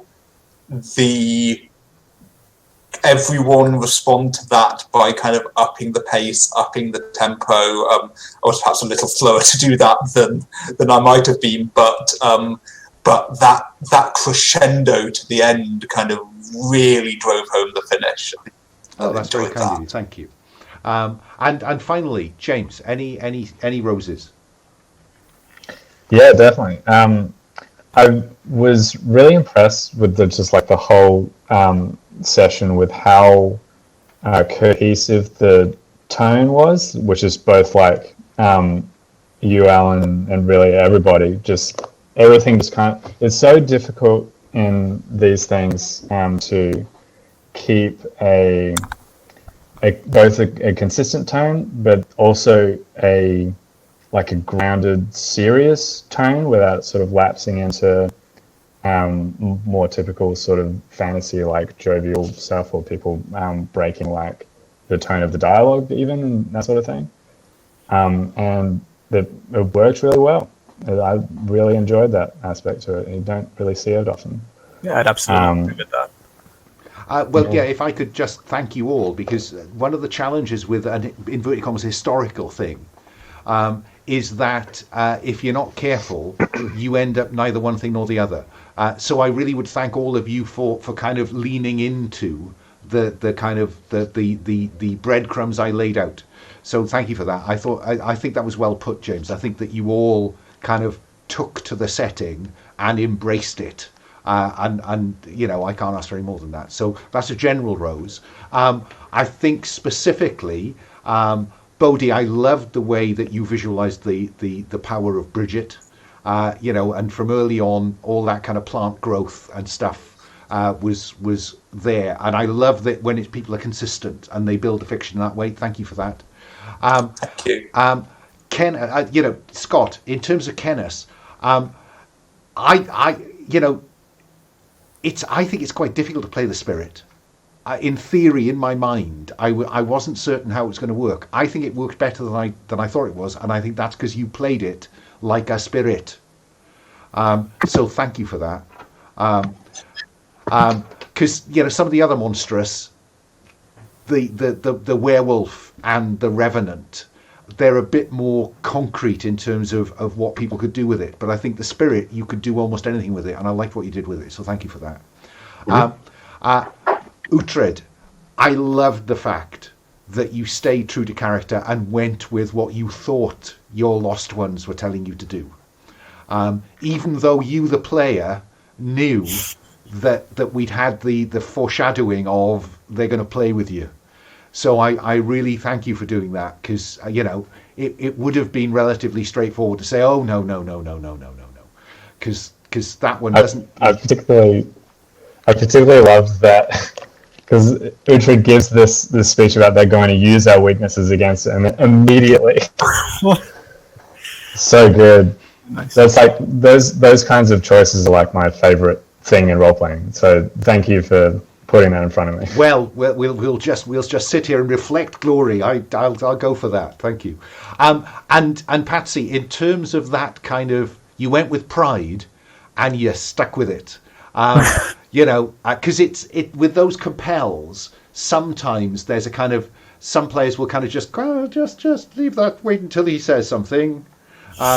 But you brought it, so thank you for that. Those were my particular roses. It's there to guide the role playing. It's not just there to give you something to mess with me. Indeed. And then, so I will just go a quick canter through Thorns. I think we all think that Roll for Your Party needs to be rewritten, because it ain't working the way it's supposed to work, and it does break some of the tension when you're not all looking for the dice. It's a real pain. And it's a pain because it rolls, for me, it would roll an 11, then change to the roll. Yeah. So clearly, like, the default dice graphic is 11. Did that for me too. It's just a 6 and a 5. And it's like, I got some. No. And in a way, that's fine if we're all seeing that, because it's like watching that last dice spin on the table, isn't it? And thinking, which way's going to come down? But no, Right. It's a pain in the bum. So I'll take Roll for Your Party as given as a thorn. But anything else, Scott, that you want to point up as needs a bit of work, or that annoyed you? You can thorn anything, folks. Me, the game, the system, but not one another. Okay. Right. I'm going to thorn temptations and partly me. Didn't play to my temptation, but it wasn't clear to me what the rule value of the temptation was. Ah, right. Okay. Yeah. Yeah. So that it's a mechanic that's there and actually really cool. And I'm sorry I didn't engage with it. But then also in looking over the sheet, I'm like, well, what do you gain or lose from this? Yeah. So I keep tinkering with that, and I need to find a better way to express it concisely on a play sheet. No, I think that's a good point. Thank you. Moving along, Patsy. Honestly, I think the only thorn is possibly myself from a personal growth point of view, because I did tell myself I was going to stop playing self-righteous egomaniacs. And, I had an idea of this sort of strong fail. Yeah, this sort of sweet girl who, just trying to do her best for her god. Just it was like a boulder rolling downhill. So yeah, that's a personal job for me going forward. But overall, I thought the system and all you guys were great. I thought it was a great party. Thank you. Moving on, Bodhi, any thorns? So for me, and this is a personal thorn, but I'd be open to ideas of how to improve this. By the last half an hour, my attention was flagging a little bit. Like, I was really loving what was going on, but it wasn't to do with the content. It was to do with my powers of attention, particularly online, I think, over this time period. And I think that particularly manifested in that I was unintentionally interrupting people a little more. So I'm sorry that I did that. And I think that if I'd been more self-aware, I maybe would have called for one additional break. Okay, and I think that's why I do try to put a break in, because 4 hours of this is actually much more demanding than 4 hours at the table. Because at the table, there's other things you can look at. There's it's a very intense experience online. For me, 3 hours is a sweet spot, but in a one shot, you can't get it done in 3. No. In terms of the interruption, there was only one time I felt that I didn't notice it, apart from that one time when Uhtred was making the decision, and I felt I had to leave him with that one. So don't beat yourself up. That was the only time I thought. Also, thank you for doing that, because I wasn't aware of what I was doing in the moment, and that made me aware. So I appreciate that. Great. Just out of interest, how much online playing experience are you newer to it since this has all gone down? This is my third session. That's something that you'll get past, but you'll always actually struggle with it. I'll tell you, not making your phone visible to you helps. Anywhere near you. It's bad enough at a table in front of people, but on a screen that if it's dinging. And then I also turn off notifications at the desktop level. But it was really hard when I first started playing online with the Gauntlet last year, staying focused, even when the story was great and everybody was playing really well. Yeah, I'm also sort of pretty new to playing online, and I am sort of having to adapt my play style because the people I play with in real life, it's very like high energy, and there's a lot of talking over each other, and especially with people I don't know yet, and just generally, if all we have is voice, I need to be a bit more restrained. Yeah, I mean, one of the things that I've noted is that, because I transitioned about 18 months, I came to online about 18 months ago, and I liken table play, real play, as like a dinner party, where despite the fact everyone is talking to everybody else, you've got so much bandwidth in terms of body language, tone, eye contact, that you can still pick the bits you need to focus on. This is much more like a business call. So, online you'll find much more of people saying, go to Morwenna, go to Uhtred, and shifting the spotlight in a much more conscious way. Because in this context, once you get two people talking, you're lost. It's really, it is a tough discipline though. One thing that I could suggest helps is if you routinely mute. I, as a GM, look at those mute signs, and when somebody takes the mute off, I will then go to them to say, what were you going to say? Okay, interesting, because I saw that you guys were doing that. I use the mute as a way of signaling, and I do that when I'm playing as well. So when I have something to say, I don't want to speak over, so I unmute and then hope the GM will notice me. Yeah. That's a really good tip, because I was using the mute whenever there was a chance I was going to make noise, but leaving it off if I was just sitting there sometimes. So I never considered it as a signal to the GM, but that's a really good it's tip. a really useful one, I find. Some of these conferencing softwares have a hand up sign, which I don't need. If I know my players are muted unless they want to say something, that's the signal I need. So that might be helpful, PbtA, in terms of a culture in the group, just to help manage that. Otherwise, it can get a bit chaotic. Finally, James, any thorns? I got nothing. It was great. I loved everything about it. Oh, good. I'm just going to give you another rose, even though you asked for a thorn. I was really impressed with the system as well. I just found it very evocative. I was one of the things about this session, I was kind of apprehensive about it because I don't know much about the historic period, and it was clearly leaning towards a more serious tone. Which is, we covered before, is always a bit more challenging. So I was kind of nervous about it. But no, it all went really smoothly. It was just a lot of fun. Oh, well, that's really kind of you. Somebody else is running this for me on Sunday morning, an Australian actually. So I'm up at the crack of dawn on Sunday to be in the first of two sessions. It's the first time anyone else has run it. So I'm really curious to know whether the system, can manage contact with a different GM. Okay, folks, I've kept you much longer than I intended. I will now just stop the recording.